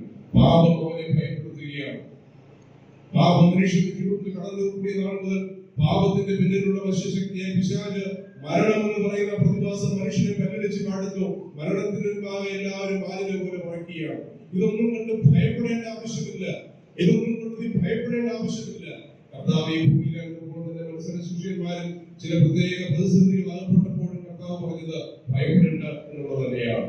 ആട്ടിടയന്മാർ വെളിപ്രദേശത്ത് അതേ ആളുകളെ മേയിച്ചുകൊണ്ട് കിടക്കുമ്പോൾ സ്വർഗം ഭൂമിയെ സന്ദർശിച്ച ആ മംഗളവാർത്ത, ആ സുവാർത്ത അറിയിക്കുമ്പോൾ ആദ്യം പറഞ്ഞതാണ് ഭയപ്പെടേണ്ട, സർവ്വജനത്തിനും ഉണ്ടാകുവാനുള്ള മഹാസന്തോഷം. നമുക്ക് ഭയപ്പെടേണ്ട എത്രയോ ശ്രേഷ്ഠമായ കാര്യമാണ്. ഇത് പറയുന്നതാരാണ്? കർത്താവാണ്. മനുഷ്യർ പറഞ്ഞാൽ ഒരുപക്ഷെ പറയുന്നവരും ഭയപ്പെട്ടു പോകുന്ന സാധ്യതകൾ ഒരുപക്ഷെ നമ്മുടെ ജീവിതത്തിൽ ഉണ്ടാകും. എന്നാൽ ഇവിടെ സർവശക്തനായ ദൈവമാണ് പറയുന്നത്. ഭയത്തെ മുഴുവൻ പുറത്താക്കി കളയുവാൻ കഴിവുള്ള സർവശക്തനായ ദൈവമാണ് പറയുന്നത്. ഭയപ്പെടേണ്ട. രണ്ട്, ബോവസിനോട് പറയാനുള്ളത്, മകളെ നീ ഭയപ്പെടേണ്ട, നീ ചോദിക്കുന്നതൊക്കെ ഞാൻ നിനക്ക് തരാം. ഞാൻ പറയട്ടെ, അവിടെ ബോവസിന് ചില പരിമിതികൾ. നമ്മുടെ കർത്താവിനെ കുറിച്ച് പൗലോസ് എഴുതിയിരിക്കുന്നത് എന്താണ്? നാം ചോദിക്കുന്നതിലും നിലനിൽക്കുന്നതിലും അപ്പുറമായി തരും. ഒരു രാജാവിനെ സംബന്ധിച്ചിടത്തോളം ഏറ്റവും കൂടുതൽ കൊടുക്കാൻ കഴിയുന്നത് നമുക്കറിയാം. വിരോധാവിനോട് പറയുന്നത്, രാജ്യത്തിന്റെ പകുതി വേണമെങ്കിൽ ഞാൻ നിനക്ക് തരാം. രാജ്യം മുഴുവനായിട്ട് തരാൻ പറ്റുകയില്ല. പക്ഷെ ഇവിടെ നോക്കുക, ബോവസ് പറയുകയാണ്, നീ ചോദിക്കുന്നതൊക്കെ നമ്മുടെ കർത്താവ് പറയുന്നത് എത്രയോ ശ്രേഷ്ഠമായ കാര്യമാണ്. നാം ചോദിക്കുന്നതിലും നിലനിൽക്കുന്നതിലും അത്യന്തപരമായി തരുവാൻ കഴിവുള്ളവരാണ്. എന്റെ പ്രിയപ്പെട്ടവരെ, ദൈവസന്നിധി നാം യാചിക്കുമ്പോൾ, നാം പ്രാർത്ഥിക്കുമ്പോൾ, ഏതൊരു സമയത്തും ഏതൊരു സാഹചര്യത്തിലും നമുക്ക് ചെയ്യാൻ കഴിയുന്ന ഒരു കാര്യമാണല്ലോ പ്രാർത്ഥന എന്ന് പറയുന്നത്. നമ്മുടെ വിശ്വാസികളെ സംബന്ധിച്ചിടത്തോളം ഇവിടെ എങ്ങനെയാണ് നിങ്ങൾക്കറിയാം, ഞങ്ങളുടെയൊക്കെ ഭാഗത്ത് സഭായോഗങ്ങളിൽ ഏറ്റവും കൂടുതൽ ആൾക്കാർ കുറവായിട്ട് കാണുന്ന ഏരിയാവുന്നറിയാം പ്രാർത്ഥനയോഗം. വചനപഠനത്തിന് വേണ്ടി കുറച്ച് പേരുകൾ ഞായറാഴ്ച എല്ലാവരും വന്ന് ഭവനയോഗത്തിൽ ഞായറാഴ്ചയാണ് വൈകുന്നേരം മിക്കവരൊക്കെ സംബന്ധിച്ച് ഭവനയോഗം. കാരണം എല്ലാവർക്കും വന്ന് പരിപാടിയൊക്കെ അനുഭവമാണ്. എന്നാൽ പ്രാർത്ഥന യോഗത്തിനെ സംബന്ധിച്ചിടത്തോളം വളരെ കുറച്ച് മാത്രമേ ഉള്ളൂ. ഇന്ന് രാത്രി ഞാൻ ഓർമ്മിക്കട്ടെ, നമ്മുടെ ജീവിതത്തിൽ പ്രാർത്ഥന യോഗത്തിൽ എത്രമാത്രം പ്രാധാന്യം കൊടുക്കും. ഒരു വിശ്വാസിയുടെ ജീവിതത്തിൽ പ്രാർത്ഥനയ്ക്ക് ചില തലങ്ങളുണ്ട്. ഒന്ന്, വ്യക്തിപരമായ പ്രാർത്ഥന വിശ്വാസിയുടെ ജീവിതത്തിൽ ആവശ്യമാണ്. രണ്ട്, കുടുംബമായിട്ടുള്ള പ്രാർത്ഥന. മൂന്ന്, സഭയായിട്ടുള്ള പ്രാർത്ഥന. ഇത് മൂന്നും വളരെ പ്രാധാന്യമുള്ളതാണ്. ഞാൻ വീട്ടിൽ നിന്ന് പ്രാർത്ഥിച്ചുകൊള്ളാം, ദൈവം കേൾക്കുന്ന സഭയിൽ വരേണ്ട എന്നുള്ള ചിന്ത ആരെങ്കിലും വെച്ച് നടത്തുന്നുവെങ്കിൽ രാത്രിയിൽ അത് തിരുത്തപ്പെടേണ്ടതാണ്. സഭയുടെ പ്രാർത്ഥനയ്ക്കായിട്ട് കൂടി വരണം. വ്യക്തിപരമായി നാം പ്രാർത്ഥിക്കണം. അത് മാത്രമല്ല, അതേ കുടുംബമായും ദൈവസന്നിധിയിൽ നാം പ്രാർത്ഥിക്കേണ്ടത് ആവശ്യമാണ്. ഒരു വസ്തുതയുടെ അബദ്ധത്തിൽ ഞാൻ ഓർമ്മിക്കട്ടെ, നമുക്ക് ഏതൊരു കാലഘട്ടത്തിലും ഏതൊരു സാഹചര്യത്തിലും ചെയ്യുവാൻ കഴിയുന്ന ഒരു ഫലവത്തരമായ കാര്യമാണ് പ്രാർത്ഥന എന്ന് പറയുന്നത്. ഒരുപക്ഷെ നാളുകൾ കഴിയുമ്പോൾ കർത്താവിന്റെ വരവ് താമസിച്ചാൽ നമുക്കൊരു പക്ഷേ യോഗത്തിൽ വന്ന് സംബന്ധിക്കാൻ കഴിയുന്നു വരികയില്ല, വന്നിരിക്കുവാൻ കഴിയുന്നു വരികയില്ല, ഒരുപക്ഷെ പറയുന്ന വചനങ്ങൾ കേൾക്കുവാൻ കഴിയുന്നു വരികയില്ല. നമ്മുടെ കാതുകൾക്ക് പരിമിതി ഉണ്ടാകും, കാഴ്ചകൾക്ക് പരിമിതി ഉണ്ടാകും, ഒരുപക്ഷെ എഴുന്നേറ്റ് നിൽക്കുവാൻ പോലും കഴിയാത്ത സാഹചര്യം ഉണ്ടായിരിക്കും. പോയി ദൈവത്തെ ആരാധിക്കണം, കൂട്ടായ്മയെ സംബന്ധിക്കണം, ദൈവമക്കളെ കാണണമെന്ന് അതിയായ വാഞ്ചയുണ്ടെങ്കിൽ ഒരുപക്ഷെ അതിന് കഴിഞ്ഞു എന്ന് വരികയില്ല. പക്ഷേ ആ സാഹചര്യത്തിൽ ഞാൻ ഓർമ്മിക്കട്ടെ, രോഗക്കിടക്കയിലാണെങ്കിൽ പോലും മറ്റൊന്നും ചെയ്യുവാൻ കഴിഞ്ഞില്ലെങ്കിലും ചെയ്യുവാൻ കഴിയുന്ന കാര്യമാണ് പ്രാർത്ഥന എന്ന് പറയുന്നത്. വായിച്ചിട്ടില്ലേ, പലരും പല സാഹചര്യത്തിൽ ആകാശത്തിൽ ഭൂമിക്ക് മധ്യ കിടന്നുകൊണ്ട് കർത്താവും അതുപോലെ കടലും പ്രാർത്ഥിച്ചുവെങ്കിൽ, കടലാനയുടെ വയറ്റിൽ കിടന്നുകൊണ്ട് യോനം പ്രാർത്ഥിച്ചുവെങ്കിൽ,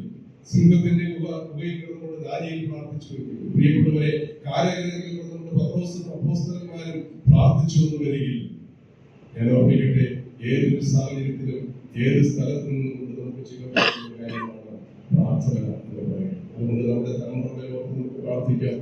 നമ്മുടെ ജീവിതത്തിൽ വളർന്നു വരുന്ന നമ്മുടെ തലമുറകളെ ഓർത്തൊക്കെ പ്രാർത്ഥിക്കാം. ഇവിടെ ധാരാളം അമ്മമാരും സഹോദരിമാരും വരുന്നുണ്ട്. എന്റെ പ്രിയപ്പെട്ടവരെ, ഞാൻ ഈ നിലയിൽ ഈ വിശ്വാസത്തിലേക്ക് വരുവാൻ എന്റെ അമ്മ ദീർഘ 16 വർഷം എനിക്ക് വേണ്ടി പ്രാർത്ഥിക്കുമായിരുന്നു.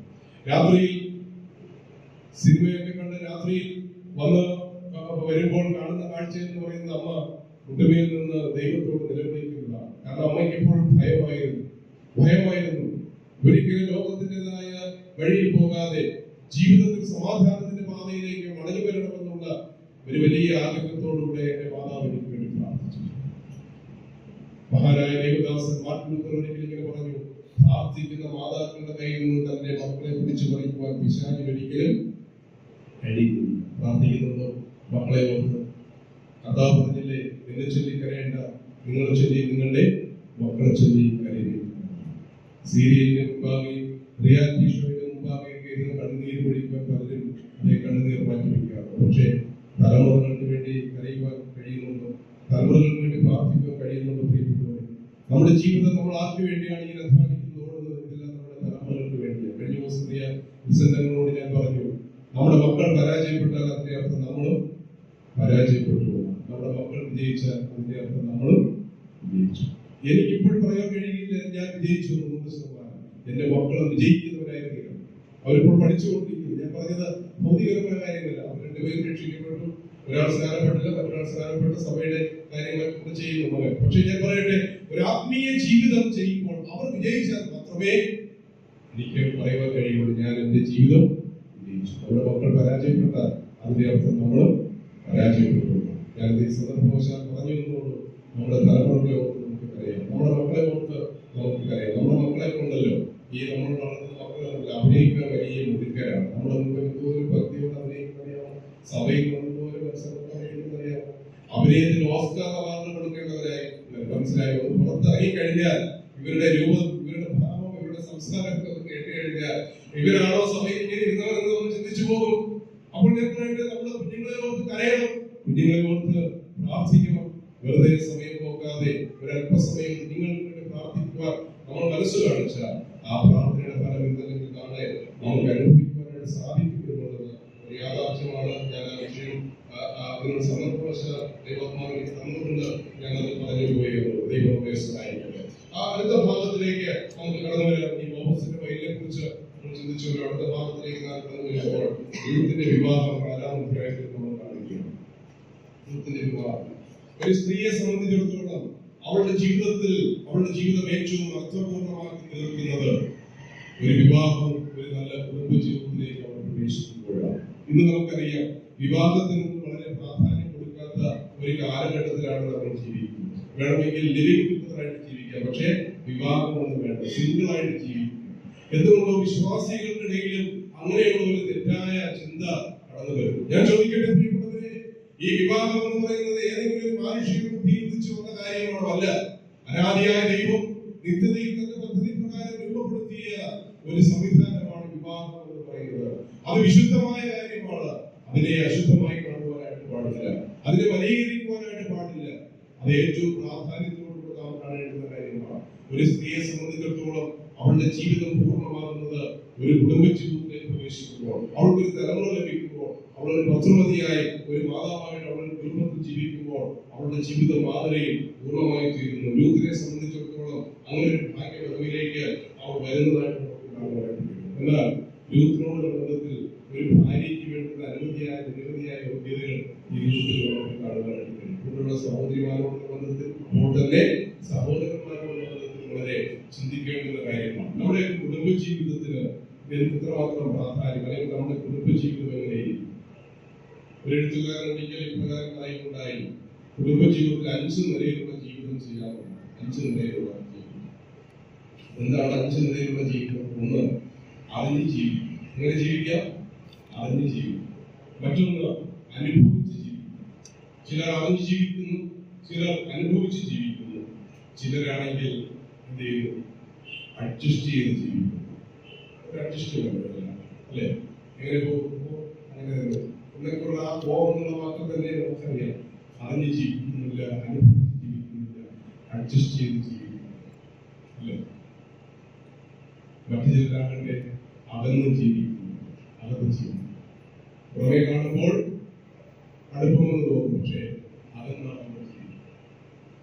മറ്റു ചിലരാകട്ടെ അഭിനയിച്ച് ജീവിക്കുന്നു, അഭിനയിച്ച് ജീവിക്കും. കുടുംബജീവിതത്തിൽ ഈ നിലയിലേക്ക് നമുക്ക് ജീവിക്കാം.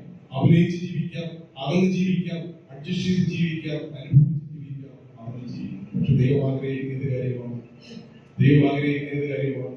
എനിക്ക് ദൈവം ഭാര്യയെ തന്നിട്ടുണ്ടെങ്കിൽ, എനിക്ക് ദൈവം ഭർത്താവിനെ തന്നിട്ടുണ്ടെങ്കിൽ അറിഞ്ഞ് ജീവിക്കണം, അനുഭവിച്ച് ജീവിക്കണം. അഡ്ജസ്റ്റല്ല, അഭിനയിച്ചല്ല, അകന്നല്ല ജീവിക്കേണ്ടത്, അറിഞ്ഞും അനുഭവിച്ച് ജീവിക്കുവാനായിട്ട് ശ്രമിക്കണം. അതാണ് ദൈവം ആഗ്രഹിക്കുന്നത്. അപ്പോൾ കുടുംബജീവിതത്തിന്റെ പ്രാധാന്യം ഇന്ന് പലയിടങ്ങളിലും നഷ്ടപ്പെട്ടുകൊണ്ടിരിക്കുന്നതായിട്ട് നമുക്ക് കാണുവാനായിട്ട് കഴിയും.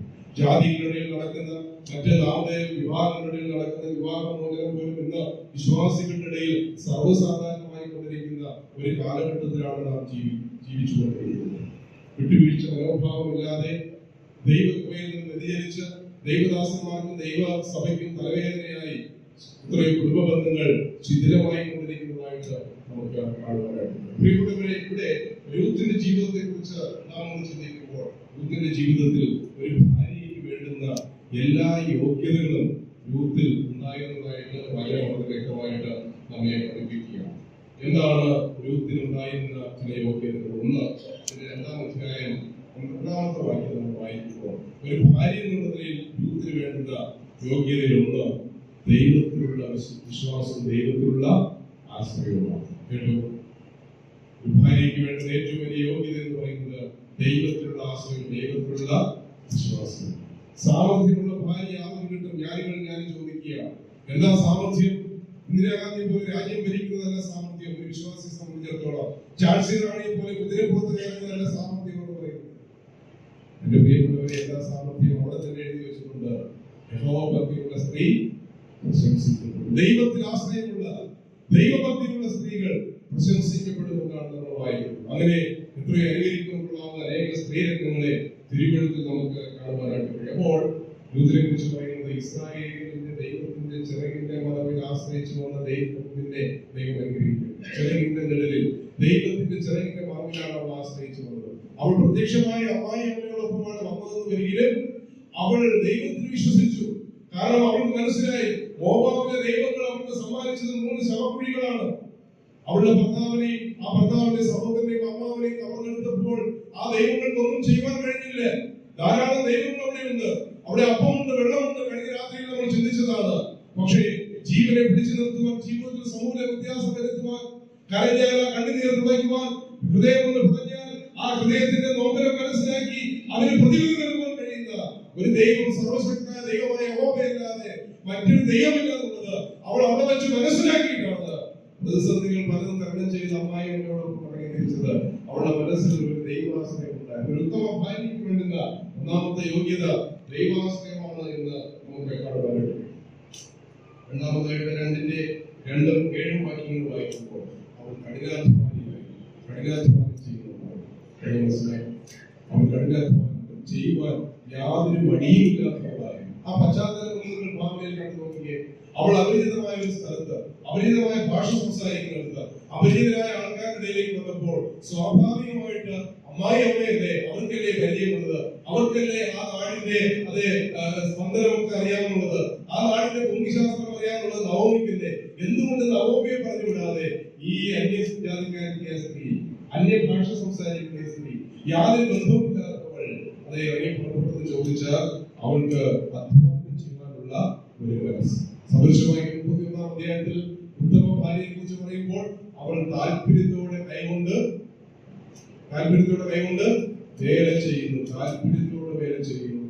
അപ്പോൾ ഒരു ഭാര്യയുടെ ഏറ്റവും പ്രധാനപ്പെട്ട ഒരു യോഗ്യതയായിട്ട് നമുക്കത് മനസ്സിലാക്കുവാനായിട്ട് കഴിയും. വീണ്ടും 2-ാം അധ്യായം 2-ാം വാക്യം, 22-ാമത്തെ വാക്യം, 3-ാം അധ്യായം 1-ാമത്തെ വാക്യം നാം വായിക്കുമ്പോൾ മുതിർന്നവർ പറയുന്നത് കേൾക്കുവാനും അനുസരിക്കുവാനുമുള്ള മനോഭാവവും സമർപ്പണവുമുള്ള ഒരു സ്ത്രീയായിരുന്നു. ഒരു നല്ല ഭാര്യയുടെ അതിന്റെ ലക്ഷണമാണ്, അല്ലെ? മുതിർന്നവർ പറയുന്ന, ആരാ ഇപ്പോൾ പറയുന്നത്? നവോമി പറയുന്നത് അനുസരിച്ചാണ് രൂത്ത് മുന്നോട്ട് പോയിക്കൊണ്ടിരിക്കുന്നത്. നിങ്ങൾ ചിന്തിച്ചിട്ടുണ്ടോ? നവോമിയുടെ മുൻപാകെ ഒരൊറ്റ കാര്യത്തിൽ മാത്രമേ രൂത്ത് അനുസരണക്കേട് കാണിച്ചിട്ടുള്ളൂ. ഏത് കാര്യത്തിലാണ് പറയാമോ? ഏത് കാര്യത്തിലാണ്? നീ നിന്റെ ദേവന്റെ അടുക്കിലേക്ക്, നിന്റെ ജനത്തിന്റെ അടുക്കിലേക്ക് പൊയ്ക്കൊള്ളുക എന്ന് പറഞ്ഞപ്പോൾ ആ കാര്യത്തിൽ ഒഴിച്ച് ബാക്കി ഏത് കാര്യത്തിലാണ് നവോമി അനുസരിക്കാത്തത്? എല്ലാ കാര്യത്തിലും രൂത്ത് നവോമി എന്ത് ചെയ്തു?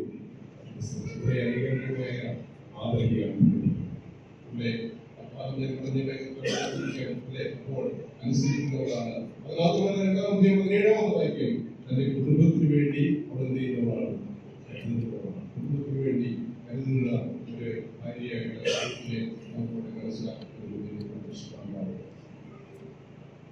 അത് മാത്രമല്ല മാനുഷികമായ എല്ലാ കടപ്പാടുകളും നിറവേറ്റുന്നതാണ്. ഒന്നാം അധ്യായത്തിൽ നിങ്ങൾ വായിച്ച് അവിടെ രൂത്തിനോട് ഓർമ്മയുള്ള അമ്മായി എന്ന് പറയുന്നത് ഇങ്ങനെയാണ്, എന്നോട് മരിച്ചവരോട് നിങ്ങൾ ദയ കാണിച്ചതുപോലെ. അപ്പോൾ അതിന്റെ അർത്ഥം ആ കുടുംബത്തിലൊക്കെ ചെയ്യേണ്ട ഉത്തരവാദിത്തങ്ങളൊക്കെ രൂത്ത് ഭംഗിയായി നിറവേറ്റി എന്നുള്ളതാണ്.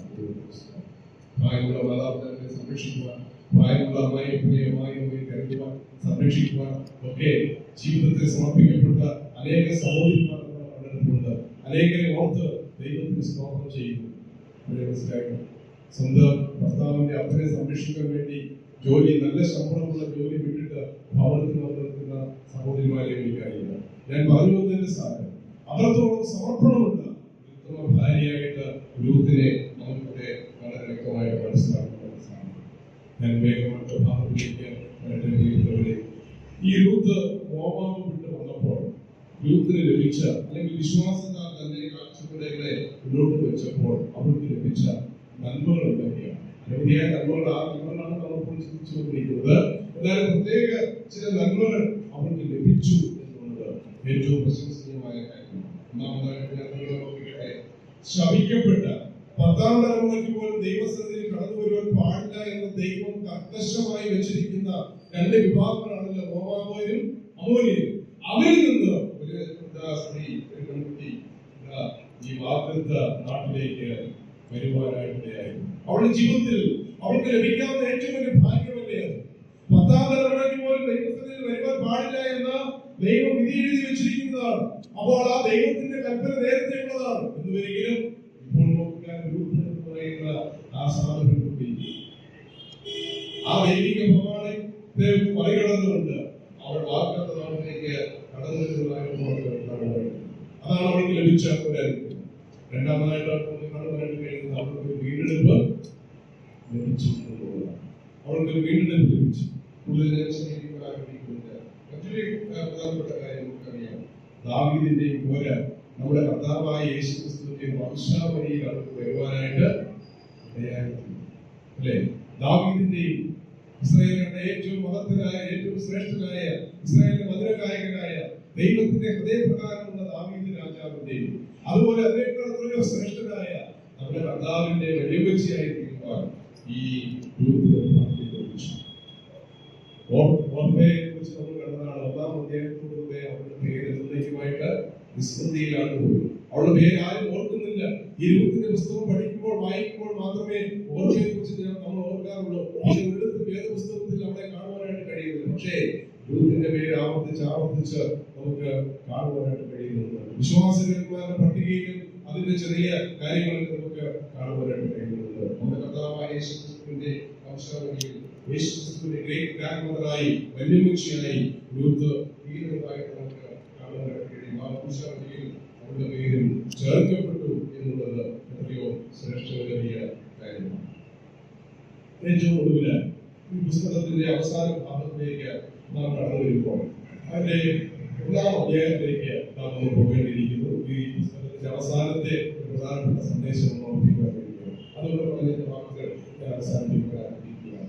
1ാം അധ്യായം 19 മുതൽ 22 വരെയുള്ള വാക്യങ്ങൾ നമുക്ക് വായിക്കാം. 1ാം അധ്യായം 19 മുതൽ 22 വരെയുള്ള വാക്യങ്ങൾ. അങ്ങനെ അവർ രണ്ടുപേരും ബേഥേലിലേക്ക് നടന്നു. അവർ ബേഥേലിലെത്തിയപ്പോൾ പട്ടണം മുഴുവനും അവരുടെ നിമിത്തം വിളങ്ങി. ഇവൾ നവോമിയോ എന്ന സ്ത്രീജനം പറഞ്ഞു. അവൾ അവരോട് പറഞ്ഞത്, നവോമി എന്നല്ല, മാറ എന്ന് എന്നെ പേര്. സർവശക്തനോട് ഏറ്റവും കൈപ്പായോട് പ്രവർത്തിച്ചിരിക്കുന്നു. നിറഞ്ഞവളായി ഞാൻ പോയി ഒഴിഞ്ഞവളായി യഹോവയെ മടക്കി വെച്ചിരിക്കുന്നു. യഹോവയ്ക്ക് വിരോധമായി സാക്ഷീകരിക്കുകയും സർവശക്തനെ ദുഃഖിപ്പിക്കുകയും ചെയ്തിരിക്കെ ഇങ്ങനെ നവോമി എന്ന് വിളിക്കുന്നത് എന്ത്? ഇങ്ങനെ നവോമി മോവാബ് ദേശത്തു കൂടെ പോകുന്ന മരുമകൾ രൂത്ത് എന്ന മോവാബ് സ്ത്രീയുമായി മടങ്ങി. ഇവിടെ വാഗ്ദത്ത നാട്ടിലേക്ക് വന്ന നവോമി തന്റെ പഴയ സ്നേഹിതരും ചാർച്ചക്കാരുമൊക്കെ തന്റെ ചുറ്റും കൂടിയപ്പോൾ അവരോട് പ്രസ്താവിക്കുന്ന ചില പ്രസ്താവനകളാണ് നമ്മൾ വായിച്ചത്. മോവാബിൽ വെച്ച് നവോമി പറയുന്ന വാക്കുകൾ നമ്മൾ കേട്ടു. തന്റെ മരുമക്കളെ ഈ വാഗ്ദത്ത നാട്ടിൽ വരാതിരിക്കാൻ വേണ്ടി അവരെ പിന്തിരിപ്പിക്കുന്ന വാക്കുകളാണ് നവോമി പറഞ്ഞത്. കഴിഞ്ഞ രാത്രി നമ്മളത് ചിന്തിച്ചു. ഒന്നുകിൽ നമുക്ക് അനുഗ്രഹത്തിന്റെ വ്യക്താക്കളായിരിക്കാൻ സാധിക്കും, അല്ലെങ്കിൽ മറ്റുള്ളവരെ ശാപത്തിലേക്ക് തള്ളിപ്പെടുന്നവരായിരിക്കാനായിട്ട് സാധിക്കും. പോകട്ടെ, ഇവിടെ ഇതാ മരുമകളുമായിട്ട് കടന്നു വന്ന വാഗ്ദത്ത നാട്ടിലേക്ക് കാലുകുത്തിയപ്പോൾ അവളെ സ്വീകരിക്കാൻ വന്ന അവളുടെ ബന്ധുക്കളും ചാർച്ചക്കാരുടെ മുൻഭാഗത്ത് നിന്ന് അവൾ പറഞ്ഞ വാക്കുകൾ ദൈവത്തിനെതിരെ പറഞ്ഞ ചില വാക്കുകളാണ്. അത് അല്പസമയം നമ്മളൊന്ന് ചിന്തിക്കേണ്ട ആവശ്യമാണ്.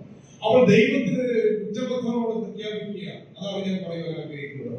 ദൈവത്തിനെതിരെയുള്ള കുറ്റപത്രം. അവൾ അങ്ങനെ കുറ്റപത്രം ദൈവത്തിനെതിരെ പറയുവാനുള്ള കാരണം എന്താണെന്ന് അവിടെ പറയുന്നില്ല. എബ്രായലേഖനത്തിൽ ദൈവത്തിന്റെ ആത്മാവ് രേഖപ്പെടുത്തിയിട്ടുണ്ട്. ഈ വിഷയത്തിലല്ല എന്ന് ഞാൻ നിങ്ങൾ പറയട്ടെ. സഹോദരന്മാരെ, ജീവനുള്ള ദൈവത്തെ ത്യജിച്ചു കളയുവാനുള്ള അവിശ്വാസമുള്ള ദുഷ്ട ഹൃദയം നിങ്ങളിൽ ഉണ്ടാകാതിരിക്കാൻ സൂക്ഷിച്ചുകൊള്ളി എന്നൊരു മുന്നറിയിപ്പാണ് അവിടെ പറയുന്നത്. ഈ നവോമിയുടെ ഹൃദയം ഇപ്പോൾ നമ്മൾ പരിശോധിച്ചാൽ അവളുടെ ഹൃദയം നിറയെ അവിശ്വാസം കൊണ്ട് നിമിടമായിരിക്കുകയാണ്. അവിശ്വാസം കൊണ്ട് ദുഷ്ടത ബാധിച്ചിരിക്കുന്ന ഹൃദയത്തിനുള്ള വാക്കുകളാണ് അവൾ പ്രഖ്യാപിക്കുന്നത്. ദൈവത്തിനെതിരെ അവൾ പറയുന്ന കുറ്റപത്രം എന്ന് നോക്കുക. പ്രധാനപ്പെട്ട ചില കാര്യങ്ങൾ പറയുകയാണ്. അവൾ പറയുകയാണ്, സന്തോഷമായി ഇരുന്ന എന്നെ ദൈവം മാറയുടെ അനുഭവമാക്കി മാറ്റി. അങ്ങനെയാണ് വായിക്കുന്നത്. സന്തോഷമായി ജീവിച്ചിരുന്ന എന്നെ ദൈവം മാറയുടെ അനുഭവമാക്കി മാറ്റി. തീർന്നില്ല, സർവശക്തൻ എന്നോട് കൈപ്പാടുള്ളത് പ്രവർത്തിച്ചു. സർവശക്തൻ എന്നോട് കൈപ്പാടുള്ളത് പ്രവർത്തിച്ചു. നിറഞ്ഞവളായി ജീവിച്ച, ആർക്കും ഒരു മുദ്രമില്ലാതെ നിറഞ്ഞവളായി ജീവിച്ച എന്നെ ഈ ദൈവം എന്താക്കി മാറ്റി? ഒഴിഞ്ഞവളാക്കി മാറ്റി. അത് മാത്രമല്ല, യഹോവ എനിക്ക് വിരോധമായി സാക്ഷീകരിച്ചിരിക്കുന്നു. സർവശക്തൻ എന്നെ ദുഃഖിപ്പിച്ചു. ഇത് വാസ്തവമാണ്. ഇത് അവളുടെ കുറ്റപത്രമാണ് ദൈവത്തിനെതിരെ. ഇന്നിന്റെ വിശ്വാസികൾ തങ്ങളുടെ ജീവിതത്തിൽ ചില പ്രതിസന്ധികൾ കടന്നു വരുമ്പോൾ, ചില പ്രയാസങ്ങൾ കടന്നു വരുമ്പോൾ, ഒരുപക്ഷെ അവർ ആഗ്രഹിക്കുന്ന സമയത്ത് ആ പ്രശ്നത്തിന് പരിഹാരം കണ്ടെത്താതെ വരുമ്പോൾ അവർ ദൈവദാസന്മാരെ നോക്കി, ദൈവത്തെ നോക്കി, ദൈവസഭയെ നോക്കി കുറ്റപത്രങ്ങൾ പറയാറില്ലേ പ്രിയപ്പെട്ടവരെ? കുറ്റപത്രം അവതരിപ്പിക്കാറില്ലേ? അല്ലേ? ഇവിടെ നവോമി അങ്ങനെ ഒരു കുറ്റപത്രം പറയുകയാണ്. അങ്ങനെ ഒരു മനോഭാവമാണ് നിങ്ങളുണ്ട് എന്ന് ശ്രദ്ധിക്കുക. നമ്മുടെ ഹൃദയം എന്തായി തീർന്നു? ദുഷ്ടഹൃദയമായി തീർന്നു. അവിശ്വാസം കൊണ്ട് നിറഞ്ഞ കഠിന ഹൃദയമായി തീർന്നിരിക്കുന്നു എന്ന് നമുക്ക് മനസ്സിലാക്കാനായിട്ട് സാധിക്കും. വാസ്തവത്തിൽ ഇവൾ പറഞ്ഞ കാര്യത്തിൽ എന്തെങ്കിലും വാസ്തവമുണ്ടോ? ഇവളുടെ ജീവിതത്തിൽ ഈ സംഭവിക്കാൻ പാടില്ലാത്ത ചില കാര്യങ്ങൾ സംഭവിച്ചു എന്ന് വരികയും സകലതും നന്മയ്ക്കായി കൂടി വ്യാപരിപ്പിക്കുന്ന ഒരു ദൈവമുണ്ടെന്നുള്ള കാര്യം അവൾ മറന്നിട്ടാണ് ഈ കാര്യങ്ങൾ പറയുന്നത്. എന്നാൽ അവൾക്ക് പിന്നീട് അത് തിരിച്ച് മനസ്സിലാക്കുവാനായിട്ട് കഴിഞ്ഞു. അതെങ്ങനെയാണ്? അവളുടെ ജീവിതത്തിൽ ഈ പ്രതിസന്ധിയുടെ നടുവിലും ദൈവം അവൾക്കായിട്ട് ചില നന്മകൾ കരുതി. അത് ഞാൻ ഒന്ന് പറയാൻ ആഗ്രഹിക്കുന്നു. അവളുടെ ജീവിതത്തിൽ ദൈവം ചെയ്ത നന്മ എന്താണെന്ന് അറിയാമോ? ഭർത്താവും തന്റെ രണ്ട് മക്കളും തന്റെ കണ്ണുകൊണ്ട് വിളിച്ചപ്പോഴും ദൈവം അവളെ നരകത്തിൽ ഏൽപ്പിച്ചു കൊടുക്കാതെ ജീവനോടെ ശേഷിപ്പിച്ചു. അത് ഏറ്റവും ശ്രേഷ്ഠമായ കാര്യമാണ്. അവൾക്ക് പറയാൻ കാര്യമില്ലേ? ഞാൻ ദൈവത്തിൽ തെറ്റിപ്പോയപ്പോൾ, ഞാൻ ദൈവത്തിൽ നിന്ന് മാറിപ്പോയപ്പോൾ, ആരാധനയില്ലാത്ത, യാഗമില്ലാത്ത, യാഗപീഠമില്ലാത്ത, വിഗ്രഹങ്ങൾ കൊണ്ട് ഗുണമായ ആ സ്ഥലത്തേക്ക് ഈ ആത്മീയ സമൃദ്ധിയിൽ ഇറങ്ങിപ്പോയപ്പോൾ ഞാനും മരിക്കേണ്ടതായിരുന്നു. പക്ഷെ എന്റെ ദൈവം എന്ത് ചെയ്തില്ല? എടുത്തില്ല. ദൈവം എന്നെ കൂടുതൽ ശേഷിപ്പിച്ചു എന്ന് പറയാൻ അവൾക്ക് കഴിയുകയില്ല. പക്ഷെ അവളത് പറഞ്ഞില്ല, അവളത് കണ്ടില്ല. പലപ്പോഴും നിങ്ങളുടെ ജീവിതത്തിൽ കൈപ്പിന്റെ അനുഭവം, കൈപ്പ് കാണുന്ന കുടിക്കുമ്പോഴും അതിന്റെ പിന്നിൽ ദൈവം മറച്ചു വെച്ചിരിക്കുന്ന മധുരത്തെ നമുക്ക് കാണുവാനായിട്ട് കഴിയുന്നില്ല എന്നുള്ളതാണ് സത്യം. പണ്ട് ഇസ്രായേൽ മക്കൾ മരുഭൂമിയിൽ നിന്ന് യാത്ര ചെയ്ത് വരുമ്പോൾ മാറ എന്ന സ്ഥലത്തെത്തിയപ്പോൾ വെള്ളം രുചിച്ചു നോക്കിയപ്പോൾ അത് കൈപ്പാണ്. അവർ മോശയ്ക്കെതിരെ പുറപ്പെടുത്തു, ദൈവത്തിനെതിരെ പുറപ്പെടുത്തു. ദൈവത്തോട് മോശ പ്രാർത്ഥിച്ചപ്പോൾ മോശയ്ക്ക് വേണ്ടി ഒരു വൃക്ഷം ദൈവം അവിടെ കാണിച്ചു കൊടുത്തു. ഞാൻ ചോദിക്കട്ടെ, വൃക്ഷത്തെ ദൈവം അപ്പോൾ സൃഷ്ടിച്ചതാണോ? അല്ല. ഞാനതിങ്ങനെ എന്റെ ഒരു ചെറിയ പഠനത്തിൽ മനസ്സിലാക്കിയതാണ്. ആ കൈപ്പുള്ള വെള്ളത്തെ സൃഷ്ടിച്ചതാണ്. അല്ല, കൈപ്പും മധുരമൊക്കെ സൃഷ്ടിച്ചതാരാ? അക്ഷര പുസ്തകങ്ങൾ വായിക്കുന്നു. എല്ലാം സൃഷ്ടിക്കുന്നതാരാ? സർവശക്തനായ നിരാപരാധത്തെ കൈപ്പുള്ള വെള്ളത്തെ സൃഷ്ടിച്ചപ്പോൾ തന്നെ അതിനെ മധുരമാക്കുവാൻ ദൈവം ഒരു വൃക്ഷവും അവിടെ എഴുതിയിട്ടുണ്ട്. പക്ഷെ അത് കാണുവാനുള്ള കാഴ്ചകൾക്ക് എന്റെ പ്രിയപ്പെട്ടവരെ, എന്റെ നിങ്ങളുടെ ജീവിതത്തിൽ കൈപ്പുള്ള അനുഭവങ്ങൾ കടന്നു വരുമ്പോൾ അതിനെ മധുരമായി തീർക്കുവാൻ ദൈവം പോംവഴികൾ എഴുതിയിട്ടുണ്ട്. ഒരു നിലയിൽ എന്താ പറയുന്നത്? പരീക്ഷകൾ നമുക്ക് വരുമ്പോൾ നമുക്ക് സാധിക്കാവുന്ന പരീക്ഷയാണ് ദൈവം നമുക്ക് തരുന്നത്. അതിനപ്പുറമായിട്ട് ദൈവം ഒന്നും തരികയില്ല. പരീക്ഷ അനുവദിക്കുമ്പോൾ തന്നെ അതിനുള്ള നീക്കുപോക്കുകൾ തരുവാൻ നമ്മുടെ ദൈവം മതിയായതാണ്.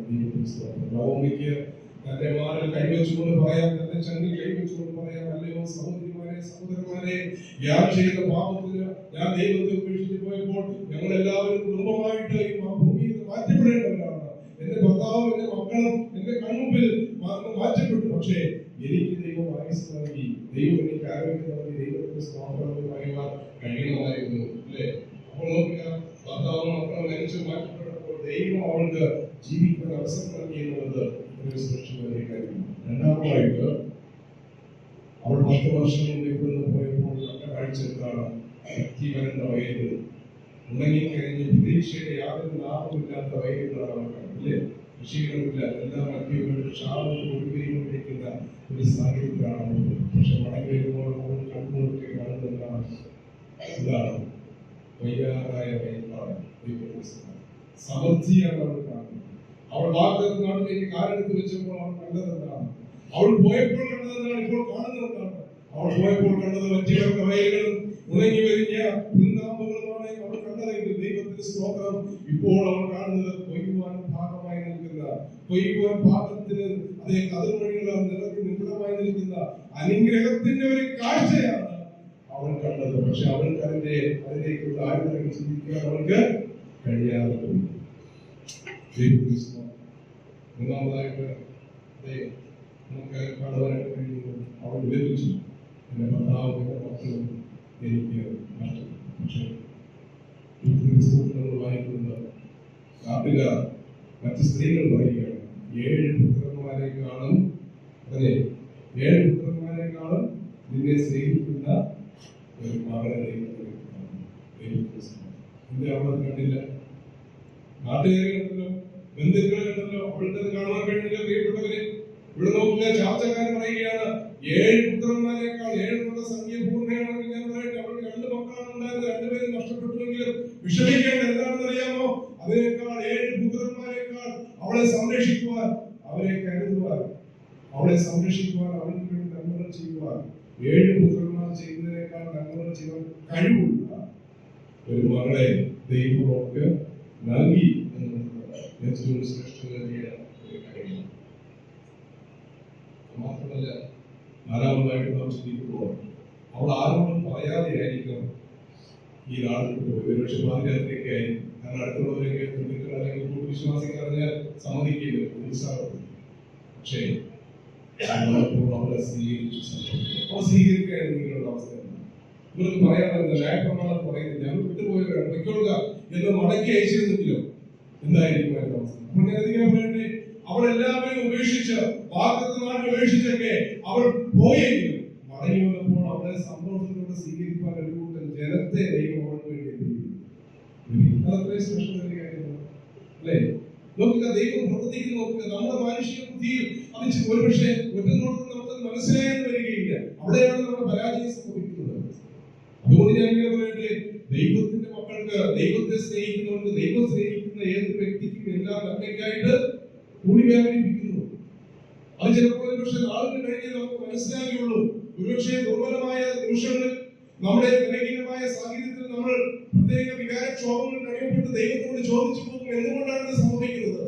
ഇല്ല പ്രിയപ്പെട്ടവരെ, അതിന്റെ പിന്നിൽ ദൈവത്തിന് വലിയ പദ്ധതികളുണ്ട് എന്നുള്ളത് ഓർക്കേണ്ട ആവശ്യമാണ്. അവർ പറയുന്നത് അവരെ സ്വീകരിക്കുവാൻ ഒരു ജനത്തെ ദൈവം വീണ്ടും അതിന്റെ 17ാമത്തെ വാക്യമായിരിക്കുമ്പോൾ അവൾ മടങ്ങി വന്നപ്പോൾ അവൾക്കുള്ള അവകാശം ആരും കവർന്നെടുക്കാതെ ദൈവം അവർക്ക് അവൾ എവിടെ താമസിച്ചത്?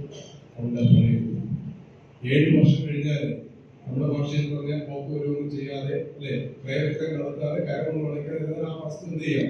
കണ്ടുകിട്ടാൻ രാജാക്കന്മാരുടെ പുസ്തകങ്ങൾ വായിച്ചു നോക്കൂ. ഒരു സ്ത്രീ ക്ഷാമം വന്നപ്പോൾ ഈശോ പറഞ്ഞു വേറെ എവിടെ പോയി മാതാവ് പോയി വന്നപ്പോൾ അവരുടെ വസ്ത്രങ്ങളൊക്കെ വരുന്നവർ കൈക്കലാക്കി. പിന്നീട് പരാതി പറഞ്ഞ് ഈശോ രാജാവിനോട് പറഞ്ഞാണ് തിരിച്ചു കൊടുക്കുന്നത്. അപ്പോൾ അവളുടെ അവകാശ ഭൂമി നഷ്ടപ്പെടാതെ അവൾക്ക് ഏത് സമയത്ത് വന്നാലും തലചായ്ക്കുവാൻ അല്ലെ, പ്രകൃതിയിലുള്ള മഞ്ഞും മഴയും ഒന്നും ഏൽക്കാതെ, പ്രകൃതിയിലുള്ള മറ്റ് ദോഷങ്ങൾ വന്യമൃഗങ്ങളൊന്നും ആക്രമിക്കാതെ സ്വസ്ഥമായി ഒന്ന് കിടന്നുറങ്ങുവാൻ കഴിയുന്ന നിലയിലുള്ള ഒരു വാഗ്ദത്ത ഭൂമിയാണ് ഉണ്ടായിരുന്നത്. ദൈവം അത് ആരെയും അതിൽ കൈകടത്തുവാൻ, അത് കവർന്നെടുക്കുവാൻ ദൈവം ആർക്കും അനുവാദം കൊടുക്കാതെ ദൈവം അത് സംരക്ഷിച്ചു എന്നുള്ളത് എത്രയോ ദൈവത്തിന്റെ കൃപയാണ്. അത് മാത്രമല്ല, അവൾ പറയുകയാണ്, എനിക്ക് തലമുറകളില്ല. അവൾ ലഭിച്ചില്ലേ? തലമുറകളില്ല. ഇനി ഒരു പുരുഷന്റെ ഭാര്യയായിരുന്ന ആ ഭർത്താവിനെ സ്വീകരിച്ച ഒരു കുഞ്ഞിനെ ജനിപ്പിച്ച് വളർത്തുവാനൊന്നും എനിക്ക് കഴിയുകയില്ല, ഞാൻ ബലഹീനയാണ്, എന്ത് ചെയ്യുവാൻ കഴിയില്ലെന്നാണ് ഒന്നാമത്തെ പറയുന്നത്. എനിക്കിനി തലമുറകൾ ഉണ്ടാകില്ല എന്ന് പറഞ്ഞപ്പോൾ അവളുടെ കേൾക്കെ നാട്ടുകാരും അവളുടെ ബന്ധുക്കളും പറഞ്ഞെന്താണെന്ന് അറിയാമോ? രൂത്താണ് പ്രസവിച്ചതെങ്കിലും അവർ പറഞ്ഞെന്താണ്? നവോമിക്ക് ഒരു മകൻ. അങ്ങനെ വായിക്കും. വാക്യങ്ങൾ വായിക്കാൻ എനിക്ക് ആഗ്രഹമുണ്ടെങ്കിൽ സമയമില്ലാത്തതാണ് വായിക്കാത്തത്. ഈ കുഞ്ഞിനെ എടുത്ത് ഓബേദിനെ എടുത്ത് മടങ്ങി കിടന്നിട്ട് പറയുന്നത് നവോമിക്ക് ഒരു മകൻ പറഞ്ഞതെന്താ? നമ്മൾ പറഞ്ഞതിനെല്ലാം തിരിച്ചു കൊടുക്കുകയല്ലേ അല്ലേ? അതെ, നമ്മൾ പറയുന്നത് സ്വർഗ്ഗത്തിൽ ദൈവം കാണുന്നത്. അവിശ്വാസത്തിന്റെ വാക്കുകളൊക്കെ പറഞ്ഞാൽ കാലത്തിലൂടെ ദൈവം പ്രവർത്തിച്ച് അത് ദോഷത്തിനുമാണെന്ന് നമ്മെ കൊണ്ട് ദൈവം തിരുത്തി പറയുന്നു. ഒരിക്കലും തലമുറകളിൽ അതിന് കഴിയില്ലെന്ന് പറഞ്ഞപ്പോൾ ഒരു മകൻ ജനിച്ചിരിക്കുന്നു എന്ന് അവിടെ പറയുന്നതായിട്ട് നമുക്ക് മനസ്സിലാക്കാനായിട്ട് സാധിക്കും. എന്റെ കൂടെ വന്ന ഒന്നും കാണാതെ വിശ്വാസത്തിന്റെ കാഴ്ചപ്പാടുകൾ എടുത്തു വെച്ച എന്ന് പറയുന്നതിന്റെ വരവുകൾക്ക് വേണ്ടി ദൈവം ഒരു ഭർത്താവിനെ അവിടെ എന്ത് ചെയ്യുന്നു? യഹൂദന്മാരെ പറയുന്നത് ഭയമുള്ള ആളായിരുന്നു. എനിക്ക് അനവധി വിവാഹാലോചനകൾ വന്നുകൊണ്ടു, പക്ഷെ ആ വിവാഹമൊന്നും നടന്നില്ല. രാവിലെ നമ്മൾ ചിന്തിച്ചു യോസഫിനെ കുറിച്ച് പാരമാപ്രവാഹങ്ങൾ യോസഫ് പറഞ്ഞു, നീ പഴയ സ്ഥാനത്തേക്ക് വരുമ്പോൾ എന്നെ മറന്നതാണ്. ഞാൻ ചോദിക്കട്ടെ, മറന്നതാണ് ദൈവം ഓർപ്പിച്ചത്?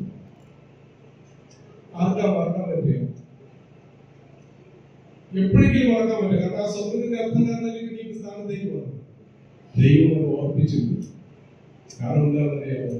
അപ്പോൾ ദൈവം അവിടെ ഓർപ്പിച്ചെങ്കിൽ ഫറവോന്റെ കൊട്ടാരത്തിൽ ഒരു വേക്കൻസി ഉണ്ടായിരുന്നു. ആരുടെ വേക്കൻസി? അപ്പക്കാരുടെ വേക്കൻസി. യോസഫിന് അറിയാൻ. പക്ഷേ സ്വർഗത്തെ ദൈവം കരുതിയിരുന്നത് അതിന് മുകളിലുള്ള വേക്കൻസി ഏതാണ്? രാജ്യത്തിലെ പ്രധാനമന്ത്രിയായിരുന്നു. അതുകൊണ്ട് ദൈവം പലപ്പോഴും ഓർപ്പിച്ചു. എന്റെ ജീവിതത്തിലെ പലപ്പോഴും ഞാൻ ചിന്തിച്ചു മാറുന്നു. അതല്ല ഓർപ്പിച്ചത്. കാരണം എന്താ? പിന്നീട് ആത്യന്തികമായി നമ്മൾ ലഭിക്കുക വ്യത്യാസമാണ്. ചിലപ്പോഴൊക്കെ ചിലരൊക്കെ നമ്മിൽ നിന്ന് മറന്നു വിചാരിക്കും. പ്രിയപ്പെട്ടവരെ, ദൈവം ചിലരിൽ നമ്മളെ മറപ്പിക്കുമ്പോൾ മറ്റൊരു നിലയിൽ ഏറ്റവും മെച്ചമായ നിലയിൽ നമ്മെ ഓർക്കുവാൻ ദൈവം മതിയായതാണ്. എന്റെ ഭർത്താവിന് എന്റെ മകൾക്ക് വേണ്ടി എന്റെ വൈഭവത്തിന് വേണ്ടി പ്രാധാന്യം ദൈവം പ്രായമുള്ള ആളായിട്ട് അവിടെ നിൽക്കുന്നു. ദൈവം അവിടെ നിർത്തിയതാണ്. ഇതാ അവരെ വേണ്ടി മണമാക്കി ഏറ്റവും കൂടുതലായി ലൗകികമായി സമ്മതിക്കും. എന്താണ് പറയുന്നത്? എന്റെ ഭർത്താവ് മാറി, എന്റെ മക്കൾ മാറ്റപ്പെട്ടു. പക്ഷേ ഇന്നലെ മാറ്റമില്ലാത്ത ഒരുവരാണ് ഇസ്രായേലിലെ സഭ്യ. ഞാൻ അയാളെ അനുചരിച്ചുകൊണ്ട് ഞാൻ മാറ്റമില്ലാത്ത കുറ്റപത്രങ്ങളുണ്ട്. അവളുടെ ജീവിതത്തിൽ ദൈവം ചെയ്ത് നല്ലത് കാണുവാൻ കഴിയുന്നു. ഞാൻ അവസാനിപ്പിക്കട്ടെ. അവളുടെ നിരാശകരമായ ജീവിതം ഇത്രയും ആനന്ദത്തിലേക്ക് അവൾക്ക് അസാധ്യമെന്ന് വിചാരിച്ച കാര്യങ്ങളെ ദൈവം സാധ്യമാക്കുന്നു. ഈ പുസ്തകം ഈ ആത്മീയ സന്ദേശം നൽകുന്നു. ഈ നല്ല കർത്താവിനെ പിന്തുടർന്ന് ഈ കർത്താവിനെ വളരെ പരിശ്രമിച്ച് വിശുദ്ധിയോട് ജീവിക്കുക. കർത്താവ് ഇന്നത്തെ കർത്താവിനെ ഒരു കാരണത്താലും ഈ കർത്താവിനെ പിൻപറ്റി കർത്താവ് തരുന്ന നന്മയും അതെന്ത് തന്നെയായിട്ടാണ് അത് കാര്യങ്ങൾ വിശ്വാസത്തോടെ സ്വീകരിച്ചുകൊണ്ട് പ്രത്യാശയോടെ വീണ്ടും ജീവിക്കുവാൻ പഠനം ഉദാഹരണമായി തീരട്ടെ എന്ന് പ്രാർത്ഥിച്ചു. എനിക്ക് അവസരം തന്ന എല്ലാ ദൈവമക്കളും ദൈവസഭയോടും നന്ദി അറിയിച്ചു.